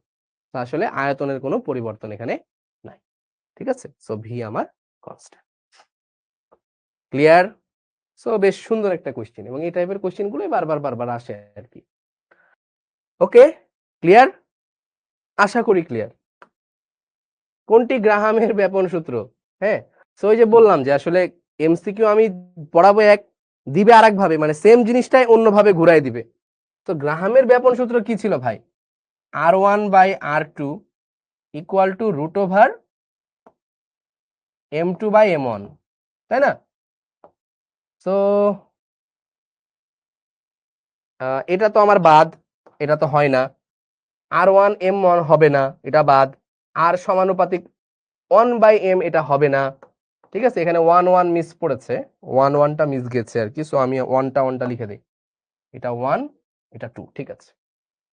সো এটা যদি আড়াআড়ি গুণ করো, আড়াআড়ি গুণ করলে কি হচ্ছে দেখো তো, এইটার সাথে এইটা, এইটার সাথে এইটা, সো আমার R1 root M1 equal to হচ্ছে R2 রুট M2। সো দেখো এত ইজি আসলে। এমসিকিউ গুলো তুমি চাইলে আমার মানে থিওরি পড়া থাকলে তোমার এমনিতেই হয়ে যাবে। বলো তো ভাই কঠিন লাগছে? মানে আমি যা পড়িয়েছি, যত কঠিন কঠিন জিনিস পড়িয়েছি, এরপরে কি আর এগুলো তোমার কাছে কোনোভাবে কঠিন লাগছে? তোমরা যে ক্লাসের শুরুতে বলতা যে ভাই কঠিন জিনিস পড়ান, কঠিন জিনিস পড়ান, সো তুমি জাস্ট খাতাটা খুইলো, তোমার যে কোনো ফ্রেন্ডের কাছ থেকে যায়ও, যে খাতাটা খুলতে বইলো ওরে, যে পরিবেশ রসায়ন পড়ছে, আর আমার পরিবেশ রসায়নের খাতাটা বের করো, দুজন পাশাপাশি বইসো, হ্যাঁ, কম্পেয়ার করো, তাহলে তুমি বুঝতে পারবা যে তুমি কি শিখেছো। এখন তুমি নিজে কিভাবে এটাকে বড় করছো, নিজে কিভাবে এটাকে লালন পালন করছো, এটা কমপ্লিটলি তোমার উপরে। আমি যা শিখেছি তা কখনোই তোমার জন্য এনাফ হবে না, এটা কিন্তু আমি তোমাকে আগেই বলেছি। হুম, ওকে। রবিউল বলতেছে কঠিন লাগতেছে। রবিউল যদি বলে এটা কঠিন, তাহলে রবিউল যদি মানে আল্লাহ না করুক, ও যদি ভালো করে না পড়ো রবিউল, ঠিক আছে, 5 লাখের মধ্যে একজন হয়ে যাবা কিন্তু। হ্যাঁ, 5 লাখের মধ্যে একজন হয়েও না। তুমি বলতে পারো 5 লাখ তো অনেক ভাই, 5 লাখের মধ্যে একজন হইলে তো ভালোই, ঠিক আছে? প্রমাণ অবস্থায়, প্রমাণ অবস্থা মানে হচ্ছে এসটিপি। 10 সেন্টিমিটার কিউব অ্যামোনিয়ার ভর কত? তো এসটিপি তে আমাদের ফর্মুলা কি ছিল বলতো? W/M ইকুয়াল টু হচ্ছে VL ডিভাইডেড বাই 22.4। অ্যামোনিয়া কত? 10 গ্রাম। আর অ্যামোনিয়ার আণবিক ভর কত? অ্যামোনিয়ার আণবিক ভর হচ্ছে 17, তাই না? নাইট্রোজেন হচ্ছে 14 প্লাস হাইড্রোজেন 3, তাহলে 17। তাহলে ডাব্লিউ হচ্ছে আমার 10, এম হচ্ছে আমার 17, equal to VL divided by 22.4। তাহলে VL ইকুয়াল টু 10/17 ইন্টু 22.4। ভাই এগুলো তো আবার অনেকটাই তোমার হচ্ছে সেই 9-10 এর মতো, তাই না? অনেকটাই 9-10 এর মতো না এগুলো, বলো? ভাইয়া নোট খাতার পিক দিব সবগুলোর, ভিডিও করে দিলে হবে না? পিক দিতে পারলে দিও, তোমার 100 পেজ হয়েছে না, তো এটা সুন্দর করে স্ক্যান করে দিও, ঠিক আছে? আমি তো একটা প্রাইস দিবই বলছি, একটা হচ্ছে ভিডিওর জন্য প্রাইস দিব, একটা হচ্ছে নোটের জন্য দিব। দুইটার জন্য আমি আলাদা আলাদা প্রাইস দিব, ঠিক আছে? দুইটার জন্য আলাদা আলাদা প্রাইস দিব। ওকে, কি এখানে কি কোনো মিস্টেক হয়েছে? কি বলতেছো? বুঝতেছি না, বলো। W/M, হ্যাঁ, V divide by 22.4।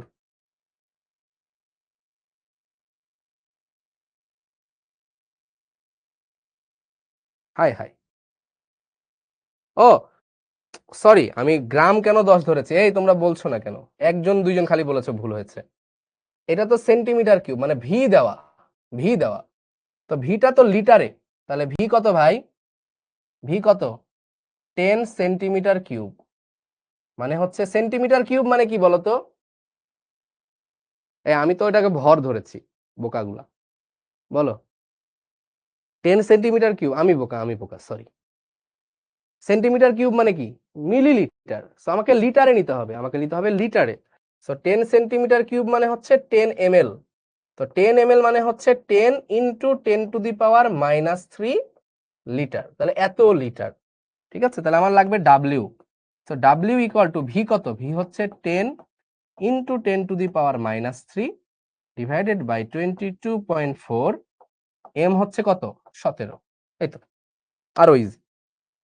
So 10 into 10 to the power -3 divide by 22.4 into 17, 7.589 into 10 to the power -3, এত গ্রাম। ডান? ওকে,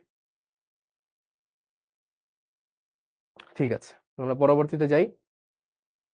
ও, নোট অ্যাপ্রুভ করে না? আমি তো আজকে অনেকগুলো নোট অ্যাপ্রুভ করেছি, আমি নিজে অনেকগুলো করেছি। আচ্ছা ঠিক আছে, আমি দেখবো।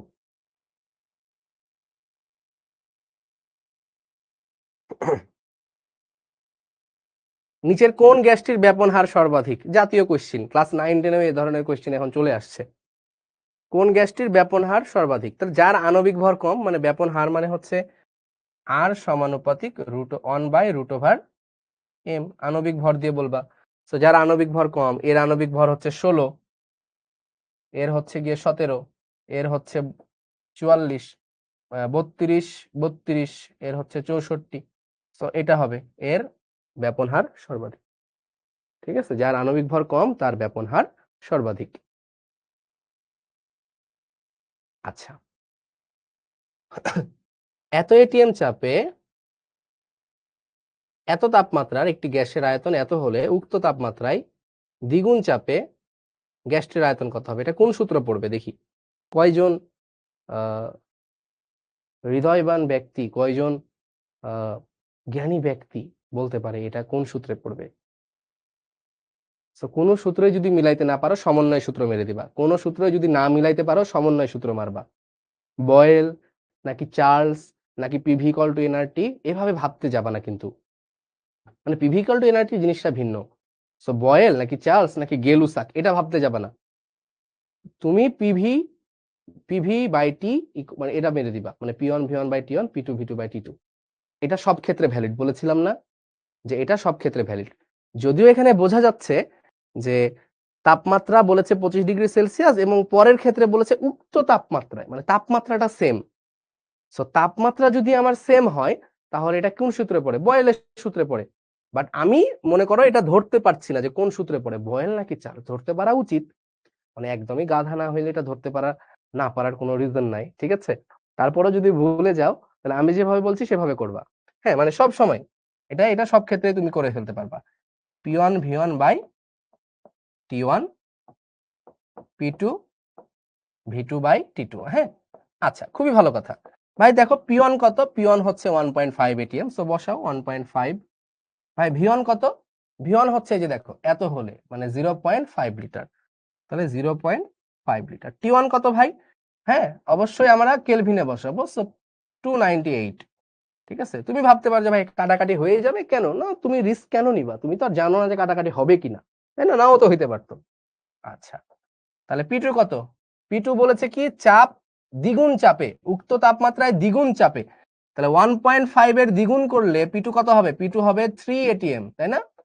3 এটিএম, তাহলে পি2 হচ্ছে 3। ভি2টাই বের করতে হবে, আর টি2টাও হচ্ছে একই তাপমাত্রায়, মানে উক্ত তাপমাত্রায়, মানে আমার 25°C, মানে 298 কেলভিনে। সো 298, সো 298 গন, এটা কাটলে থাকে হচ্ছে 2। তাহলে ভি2 ইকুয়াল টু কত হবে? ভি2 ইকুয়াল টু হবে 0.5 divided by 2, so 0.25। I guess I am right, 0.25 litre. বোঝা গেল? তো দেখো, মানে তোমার এত মাথার উপর জোর দেওয়ার কি দরকার আছে যে বয়েল নাকি চার্লস? ঠিক আছে, ক্লিয়ার? আশা করি ক্লিয়ার। এই যে চলে আসছে একজন, বলছে ভাইয়া সম্পূর্ণ অধ্যায় পড়ানো হয়নি তো। ঠিক আছে, আমি কখন বললাম যে সম্পূর্ণ অধ্যায় পড়ানো হয়েছে? তোমরাই বলো, আমি কি একবারও বলেছি যে সম্পূর্ণ অধ্যায় পড়ানো হয়েছে? নাকি আমি বলেছি যে কিছু জিনিস তোমরা এখন বুঝতে পারবা না পড়াইলেও? বলো, তোমরাই বলো। আমি কি বলেছি একবারও যে সম্পূর্ণ অধ্যায় পড়ানো হয়েছে? কি কি বাদ আছে আমি বলেছি না, বিওডি সিওডি বাদ আছে, তাই না? বেশ কিছু জিনিস বাদ আছে, আমি বলেছি। টেনশন কেন নাও? এবং এগুলো একটু নিজেরা দেখো না, সিকিউ দেখো। সিকিউ দেখে যদি বলো যে আটকে যাচ্ছি, দেন আমাকে বলো যে ভাই এই সিকিউটা আটকে যাচ্ছি ভাই, এটা আপনার থিওরির বাইরে, দেন আমাকে বলো, বলো তুমি, কোনো সমস্যা নাই আমার, আমি করাই দিব এটা। তুমি সিকিউএ একটা সিকিউএ আটকাবা না, ট্রুলি বলছি আমি, একটা সিকিউএ আটকাবা না, নেভার, হইতেই পারে না, ঠিক আছে?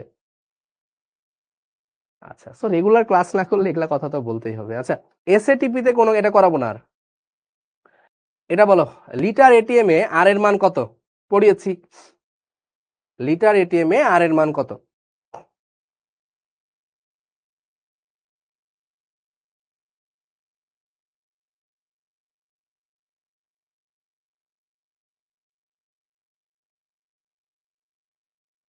0.0821, 0.0821 litre ATM per kelvin per mole বা পার মোল পার কেলভিন। কোন গ্যাসটির ব্যাপন হার সব থেকে বেশি, মানে যার ইয়া কম, তাহলে হাইড্রোজেনের ব্যাপন হার সব থেকে বেশি। ভাই এত ইজি, মানে বোঝো, মানে কেমিস্ট্রি কত ইজি ভাই। ফিজিক্সের একটা কোয়েশ্চেন সলভ করতে তোমার কত মাথা ব্যথা করা লাগে, কত মাথা ব্যথা করা লাগে, লাগে না? লাগে, লাগে তো, তাই না? হুম। তারপরে বলো, কোনটি আইসোথার্ম সমর্থন করে? এই যে দেখো গ্রাফ চলে আসছে এবার, কোনটি আইসোথার্ম সমর্থন করে? সো গ্রাফ চলে আসছে। সো কেউ যদি গ্রাফ না বোঝো, আমার গ্রাফ যদি কেউ না পড়ে থাকো, তাহলে তো ইউ আর গন নাও, তাই না? হ্যাঁ। সো দেখো ভাই, পিভি ইকুয়াল টু কে ছিল, পি মানে ভি সমানুপাতিক 1/p, ভি সমানুপাতিক 1/p, তাই না? আইসোথার্ম মানে কি? সমতাপীয়। এটা কি ভুল ভাল লিখছে? দেখো দেখি কি একটা অবস্থা। হ্যাঁ, কি তুলছে এটা? কোনটি আইসোথার্ম সমর্থন করে না দিতে হবে, কোনটি আইসোথার্ম সমর্থন করে না, বানাই ফেলো তো। করে না, করে না, করে না, ঠিক আছে? কারণ এই কার্ভ গুলো আইসোথার্মাল কার্ভ, ভি সমানুপাতিক 1/p, তাহলে এটা হবে Y equal to M X, তাই না? আবার ওইটা হচ্ছে PV equal to K, PV equal to K, তার মানে এটা একটা কনস্ট্যান্ট স্ট্রেট লাইন। সো দিন শেষে এটাও ভি 1/p, ঠিক আছে? করে না, করে না হইলে এটা হবে আমার উত্তর। প্রশ্নটা ভুল। কোনটি সমর্থন করে না আইসোথার্ম?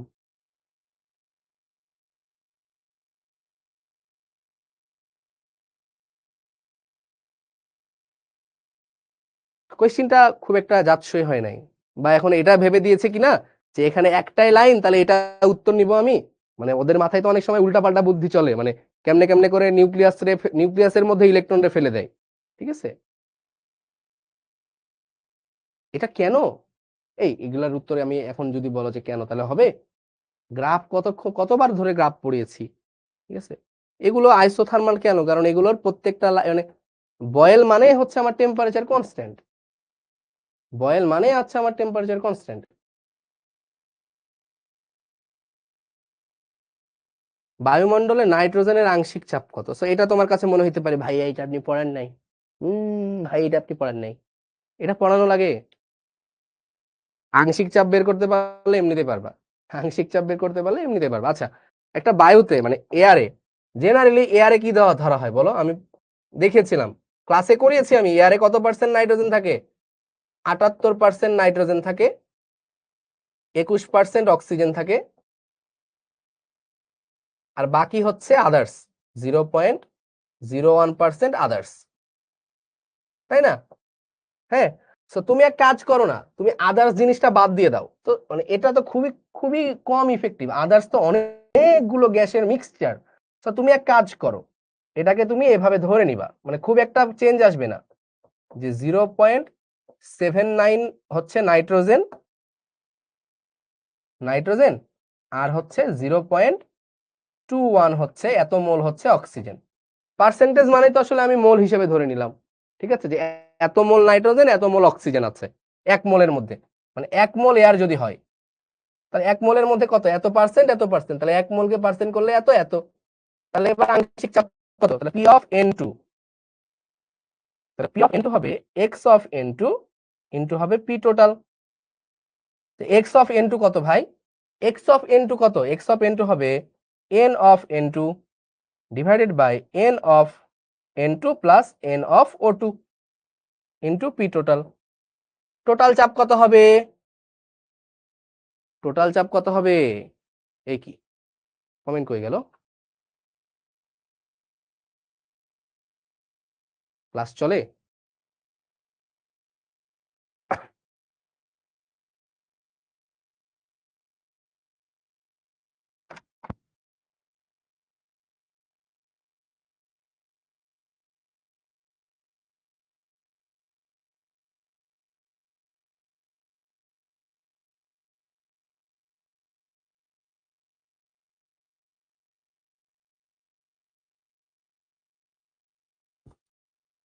ওকে।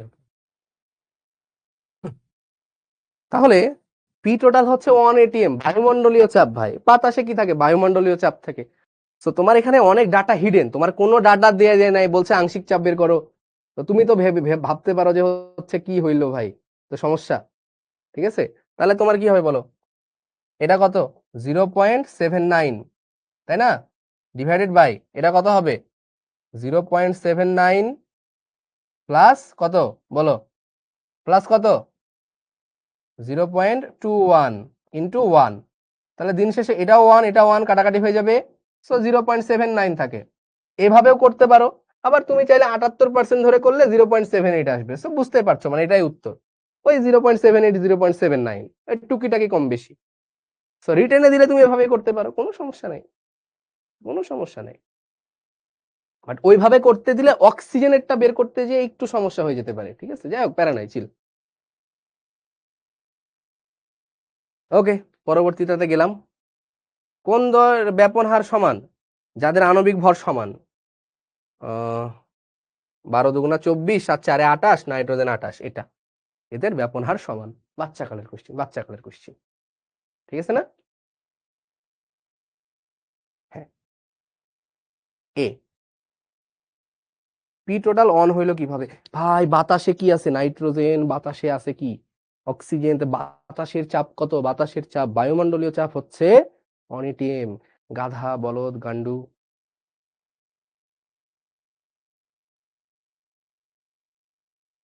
পয়েন্ট দিলাম কেন, কোথায় পয়েন্ট দিলাম, কই, কি যে বলো তোমরা, ঠিক আছে, এ এ এ কি, আচ্ছা, লেখচিত্রে কোন গ্যাসের সূত্রকে সমর্থন করে, এদিকে হচ্ছে আয়তন, এদিকে হচ্ছে টেম্পারেচার, তাহলে আয়তন ভার্সেস টেম্পারেচার কার সূত্র ভাই, চার্লসের সূত্র। গ্রাফ বের করে দেখো, অনেকগুলো গ্রাফ করানো আছে, তারপরে যদি গ্রাফ না পারো, ঠিক আছে, তারপরে যদি গ্রাফ না পারো তাহলে সমস্যা।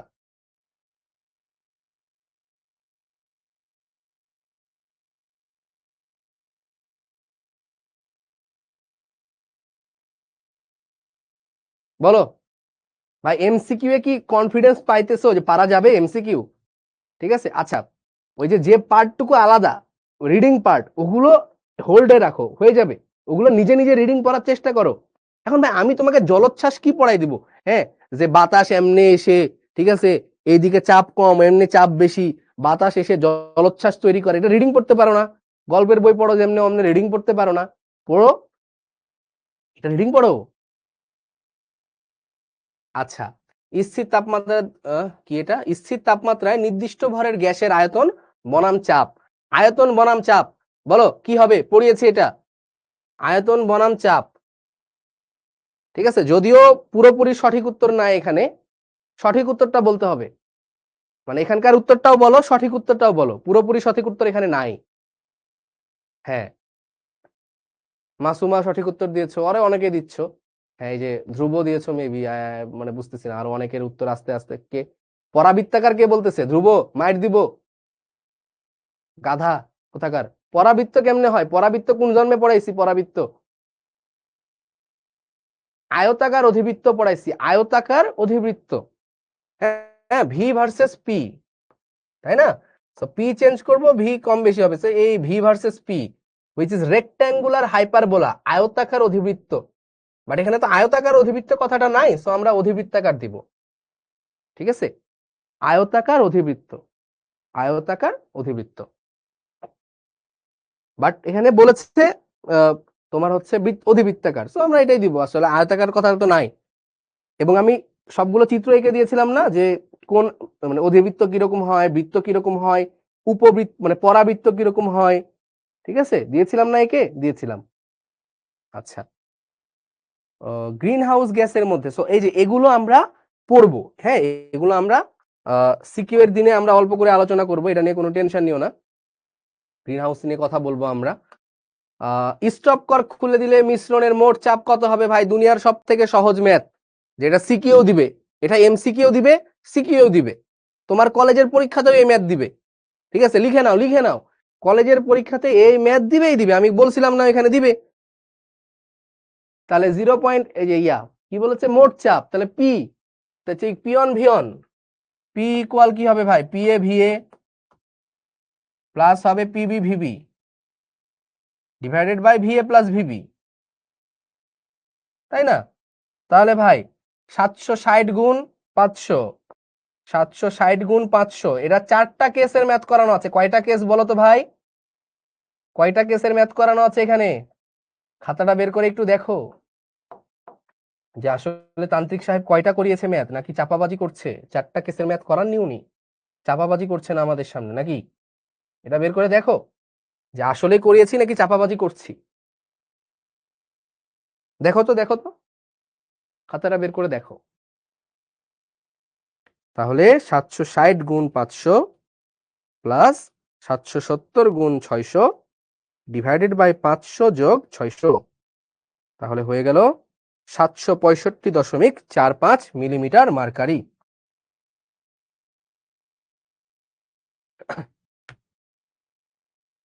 তো আমি জানি না অন্য সাবজেক্টের এমসিকিউ করতে তোমাদের এত ইজি ফিল হয় কিনা, ঠিক আছে? বাট আমি তোমাকে এতটুকু গ্যারেন্টি দিচ্ছি, আমি যে চ্যাপ্টার নিব, আমি যে চ্যাপ্টার পড়াবো, ওই চ্যাপ্টার আমার কথা অনুযায়ী যদি ফলো করো, ঠিক আছে, আমার কথা অনুযায়ী যদি চলো, ক্লাসের মধ্যে যদি হাঙ্কি পাঙ্কি না করো, হ্যাঁ যে ভাই আসতে মানে ভাই দ্রুত শেষ করেন, ভাই 10 ক্লাসে পড়তে চাই না ভাই, এক ক্লাসে শেষ করে দেন সব ভাই, ঠিক আছে, এরকম হাঙ্কি পাঙ্কি করলে এক ক্লাসে শেষ করে দে, আমরা তো অ্যাডমিশনে এক ক্লাসেই পড়াই, ঠিক আছে? তো ওই হাঙ্কি পাঙ্কি করলে তোমরা কিন্তু দিন শেষে বাধা পড়বা। সো আই গেস তোমাদের কাছে ইজি লাগার কথা এখন, যে জিনিসগুলো আসলে এরকমই ইজি, এবং সবই এরকম ইজি। কেমিস্ট্রি পুরোটা এরকম ইজি, কেমিস্ট্রি মোটেও কঠিন না, 100-তে 100 তোলা যাবে চাইলে। ওকে,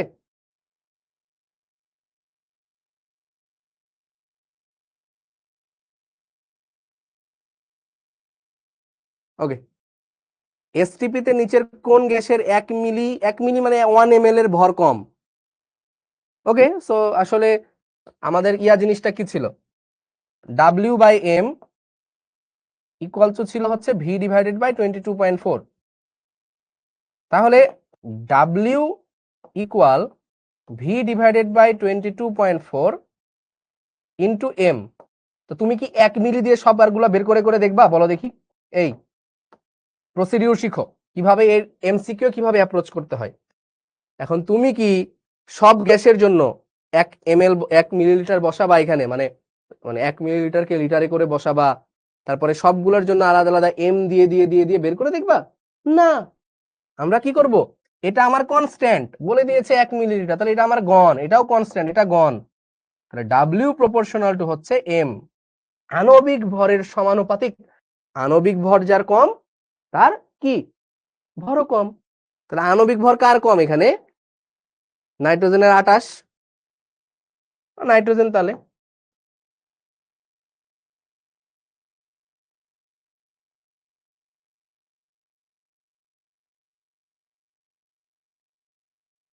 কি লিখতে চাইছেন এটা? আজ এটা আমার এক্সামে আসছে, মিস্টার নারুটো এক্স। নারুটো কি, এটা কি কোনো অ্যানিমি ক্যারেক্টার? আমি অবশ্যই অ্যানিমি দেখি না, ঠিক আছে? আমি অ্যানিমে দেখি না, তো বাট ক্যারেক্টার মেবি নারুটো নামটা মনে হয় মেবি কোনো অ্যানিমে ক্যারেক্টার এরকমই শুনছি আমি, যাই আমি জানি না। ঠিক আছে।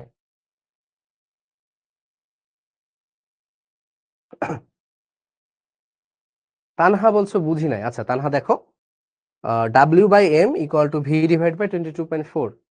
ঠিক আছে, W by M equal to V divided by 22.4, এটা তো তোমরা জানোই। ঠিক আছে, এখন দেখো ভি বলে দিয়েছে তোমার 1 মিলিলিটার। এখন বলছে যে নিচের কোন গ্যাসটার 1 মিলিলিটারের ভর সব থেকে কম, তাই না? তো এখন দেখো ভি তো 1 মিলিলিটার, তাহলে V divide by 22.4 into M. এখন তুমি আলাদা আলাদা করে বের করতে পারতা যে W equal V divided by 22.4 into M. তো ভি এর মান তুমি বসাবা, এটার আণবিক ভর বসাবা এম। এভাবে তুমি চারটার জন্য আলাদা আলাদা করে ডাব্লিউ বের করতে পারতা, বাট তোমার তো দরকার নাই। কারণ কি? কারণ তোমার ভিটা হচ্ছে কনস্ট্যান্ট, সবগুলোর জন্যই হচ্ছে 1 মিলিলিটার, আর এটা তো একটা কনস্ট্যান্ট নাম্বার। তাহলে দুইটা কনস্ট্যান্ট নাম্বার বাদ, তাহলে ডাব্লিউ সমানুপাতিক কি হচ্ছে এম। মানে যার আণবিক ভর বেশি তার ডাব্লিউ বেশি, যার আণবিক ভর কম তার ডাব্লিউ এর মানও কম, তাহলে এর আণবিক ভর মান সব থেকে কম, তাহলে এর ভরও সব থেকে কম। বোঝা গেল তানহা? চলো, এই এটা কি, ও এটা বলা হয় নাই ক্লাসের মধ্যে, বাট তোমার এটা পারার কথা। যে বলো দেখি, এটা এটা তোমার কমন সেন্স থেকে বলো। মনে করো এটা শিশির ভাই পড়াই নাই, শিশির ভাই এই জিনিসটা পড়াইছে, শিশির ভাই এই সমীকরণটা পড়িয়েছে, এবং এখানে যে এটা একটা ঢাল হয় ভি নট ডিভাইড বাই 22.4, এটাও শিশির ভাই বলেছে, বাট এই জিনিসটার এইরকম কোনো নাম পড়াই নাই। বাট তুমি কমন সেন্স থেকে বলো তো কি হইতে পারে, এটা কি হইতে পারে? এটা হচ্ছে আয়তন প্রসারাঙ্ক, বুঝাই যাচ্ছে ভাই, আয়তন প্রসারাঙ্ক।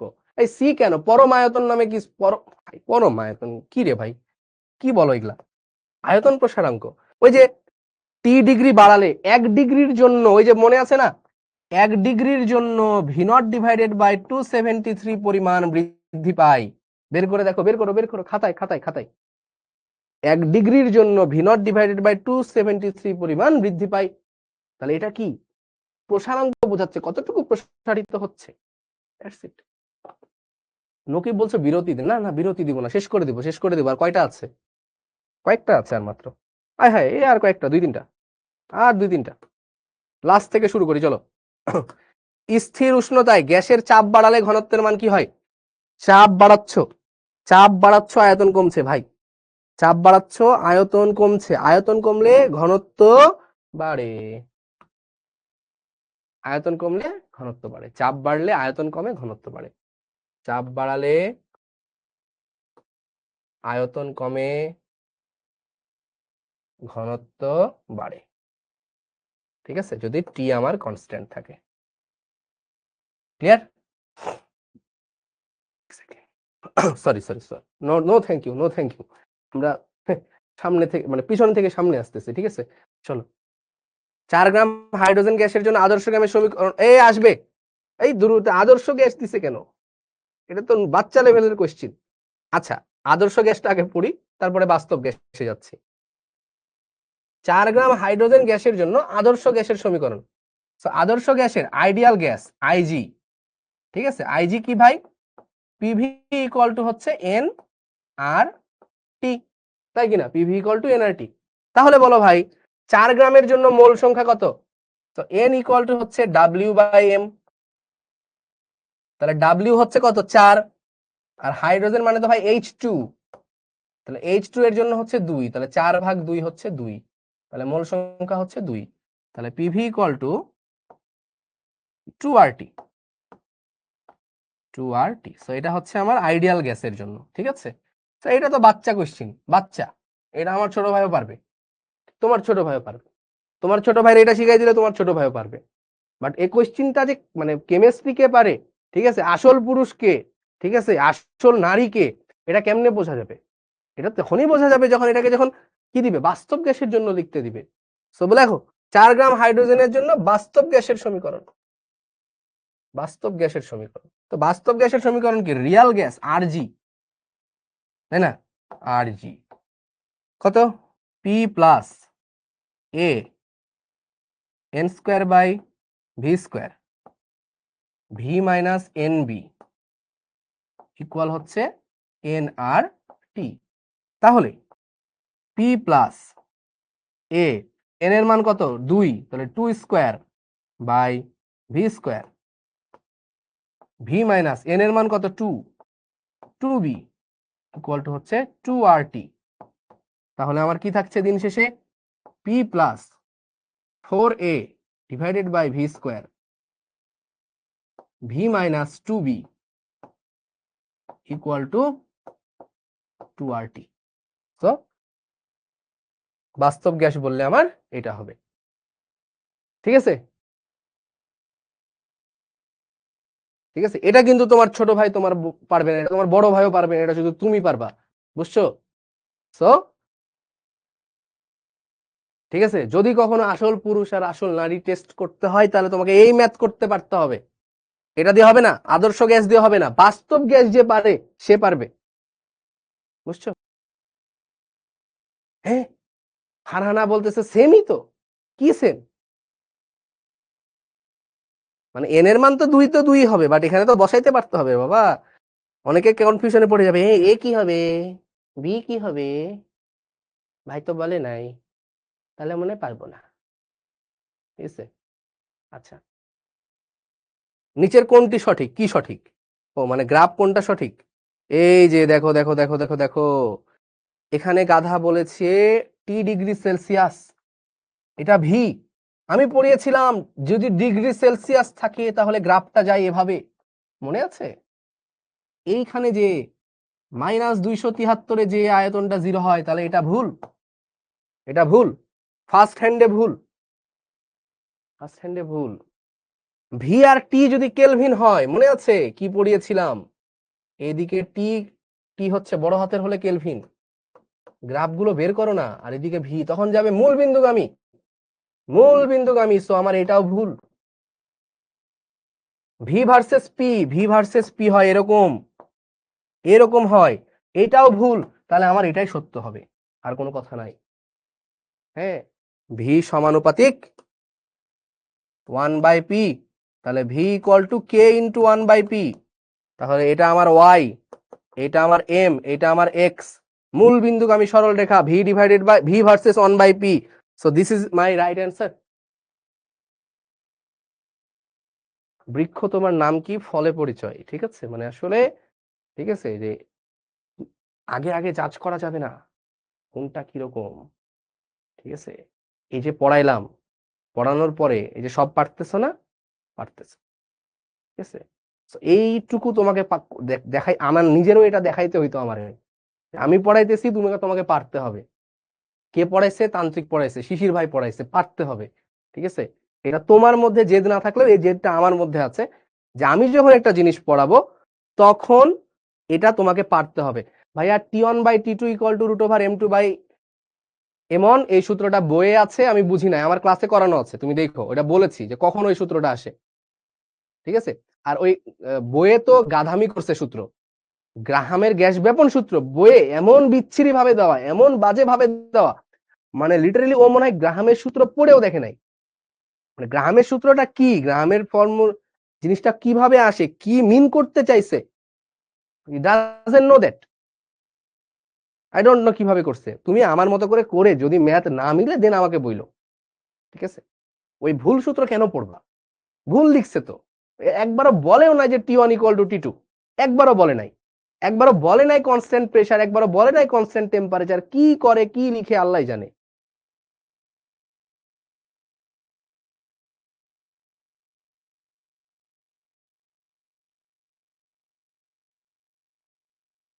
খুব সুন্দর একটা কোশ্চিন, খুব সুন্দর একটা কোশ্চিন, খুব সুন্দর একটা কোশ্চিন। এত মোল একটি গ্যাস এত এটিএম চাপে এত লিটার আয়তনের পাত্রে আছে, কত তাপমাত্রায় গ্যাসটি আদর্শ আচরণ করবে? সো দেখো, আদর্শ আচরণ করবে কিনা সেটা ডিপেন্ড করে কার উপরে, দেখি কে পারো। কথাগুলো বলেছি, বাট তোমরা তো মাথায় নিবা না, তোমরা তো কানে নিবা না, এই কান দিয়ে শুনবা, এই কান দিয়ে বের করবা। আদর্শ আচরণ করবে কিনা এটা কার উপর ডিপেন্ড করবে, কোন ফ্যাক্টরের উপর? একটা ফ্যাক্টর পড়ানো হয়েছে, এই ফ্যাক্টরের উপরে ডিপেন্ড করে যে আদর্শ Z factor, compressibility factor Z, বিচ্যুতি যেটা, আমার বিচ্যুতি মিন করে যেটা জেড এর উপরে। কেন তোমরা এত ভুলে যাও কেন এইভাবে? একজন বলছো টেম্পারেচার, একজন বলছো প্রেসার। আমি বলছি যে আদর্শ হবে কিনা সেটা তুমি কোন ফ্যাক্টর। আরে বাবা, প্রেসার বেশি হইলে যে আদর্শ, তুমি কত প্রেসার বেশি বলবা? কত প্রেসার তুমি কি জানো? জানো না। কত টেম্পারেচার তুমি কি জানো? জানো না। কি জানো? জেড এর মান 1 হইলে এটা হচ্ছে আমার আদর্শ গ্যাস, এটা তুমি জানো।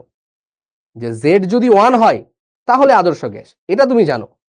কত প্রেসার হইলে আদর্শ হবে, কত টেম্পারেচার হইলে আদর্শ হবে, এটা তুমি জানো না। এটা গ্যাসের উপরে ডিপেন্ড করবে, এটা প্রেসার হইলে টেম্পারেচার আলাদা হবে, এটা ডিপেন্ড করবে এটাকে। ঠিক আছে, বাট ইউ নো দ্যাট আদর্শ মানে হচ্ছে Z equal to 1। So Z equal 1 equal PV divided by NRT. Z মানে কি? পিভি ইকুয়াল টু এনআরটি না? পিভি ইকুয়াল টু এনআরটি কিনা? Obviously PV equal to NRT. তাহলে ভাই আদর্শ হইতে গেলে আমার কি হয়? এটা আমি ক্লাসেও বলেছিলাম যে তুমি এমনিতেও বলতে পারতা, সরাসরি বলে দিতে পারতা যে PV equal to NRT, but you have to understand যে আদর্শ আচরণ করা মানে কি বোঝাচ্ছে। আদর্শ আচরণ করা মানে বোঝাচ্ছে জেড এর মান আমার 1, তাহলে জেড মানে হচ্ছে পিভি ইকুয়াল টু এনআরটি। ঠিক আছে, এই জন্য বলছে জেড এর মান কি। বাবা তুমি যে প্রশ্নটা করলা, তুমি কি সব ক্লাস করেছো? জেড মানে কি? জেড মানে তো আমি বলেও দিয়েছি অলরেডি, ক্লাস করতে হবে। তো পিভি ইকুয়াল টু এনআরটি। ঠিক আছে, আচ্ছা তো আমার টেম্পারেচার লাগবে, তো ইজি খুবই।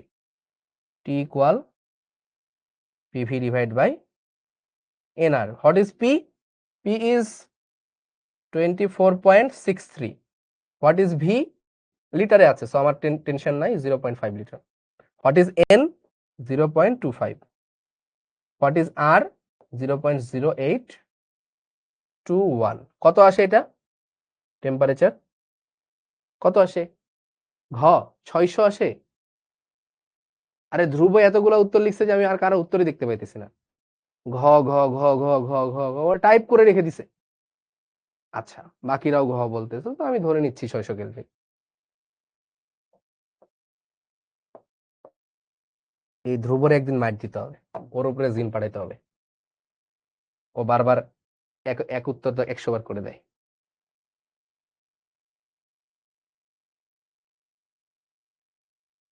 ওকে, আর করাইতে পারতেছি না, এগুলা পারবা। ঠিক আছে, বাকিগুলা করে নিবা, 2টা বাকি থাকলো, এই 2টা করে নিবা।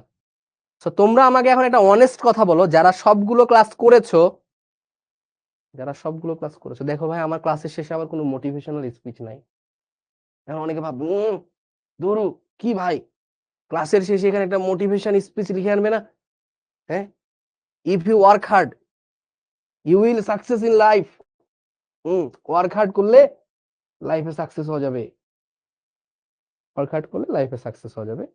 নট নেসেসারি, নট মানে এটা তোমার কেউ বলে নাই যে তুমি ওয়ার্ক হার্ড করলে তুমি সাকসেস হবে, এই কথা কেউ বলে নাই তুমি ওয়ার্ক হার্ড করলে তুমি সাকসেসফুল হবে। কে বলছে তোমার ওয়ার্ক হার্ড করলে তুমি সাকসেসফুল হবে? You have to work hard, you have to work smartly, you have to work technically. হ্যাঁ, you have to handle all others thing technically. So তোমাকে আসলে টেকনিক্যালি সাউন্ড হইতে হবে, মানে বোকার খাটনি খেটে গেলে হবে না খালি। ঠিক আছে, সো এটা নিজের লাইফ নিজের মতো করে বোঝো, নিজেকে চেনো, নিজেকে খোঁজো। তুমি কি পারো, তুমি কি পারো না, কোথায় তোমার উইকনেস, কোথায় তোমার স্ট্রং জোন, এটা তোমার থেকে ভালো কেউ জানে না। I know my weak point, I know my strong zone. আমি যদি কোনো মোটিভেশন দিই, আমার আমার রেসপেক্টে দেওয়া। ঠিক আছে,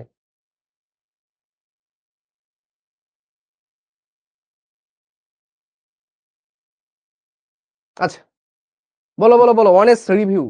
ও অনেস্ট রিভিউ তোমরা শিখবো জিতবোতে দিবা, এটা আমার দরকার, এটা আমার জরুরি।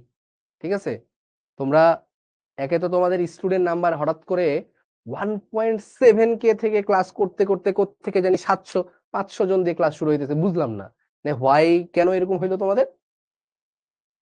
আমি জানি না। তোমাদের কি কলেজে পরীক্ষা টরীক্ষা চলতেছে কোনো? কেবল তো কলেজ শুরু হইলো মেবি। এখন বলতেছে ভাই আপনার চুলগুলা সুন্দর, আমার চুল সুন্দর না ভাই।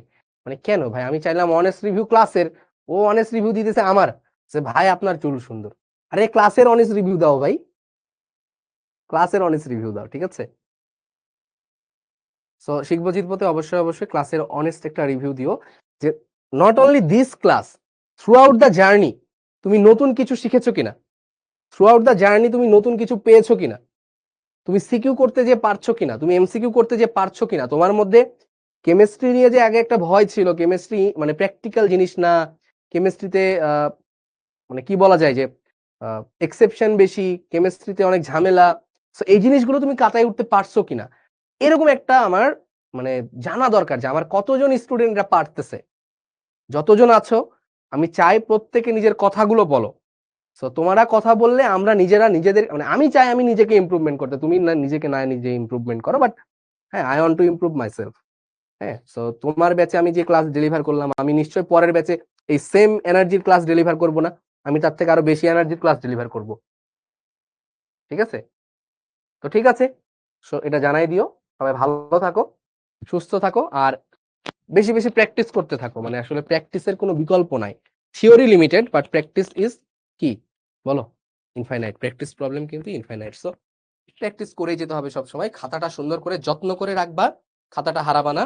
এই খাতা তোমার ভার্সিটি লেভেলেও কাজে লাগবে, যখন তুমি ভার্সিটিতে যাবা। ঠিক আছে, ভার্সিটিতে কাজে লাগবে, যদি কেউ ইঞ্জিনিয়ারিং সাইডে যাও। ঠিক আছে, তখনও কাজে লাগবে। তো ঠিক আছে, সবাই ভালো থাকো, সুস্থ থাকো। আসসালামু আলাইকুম সবাইকে।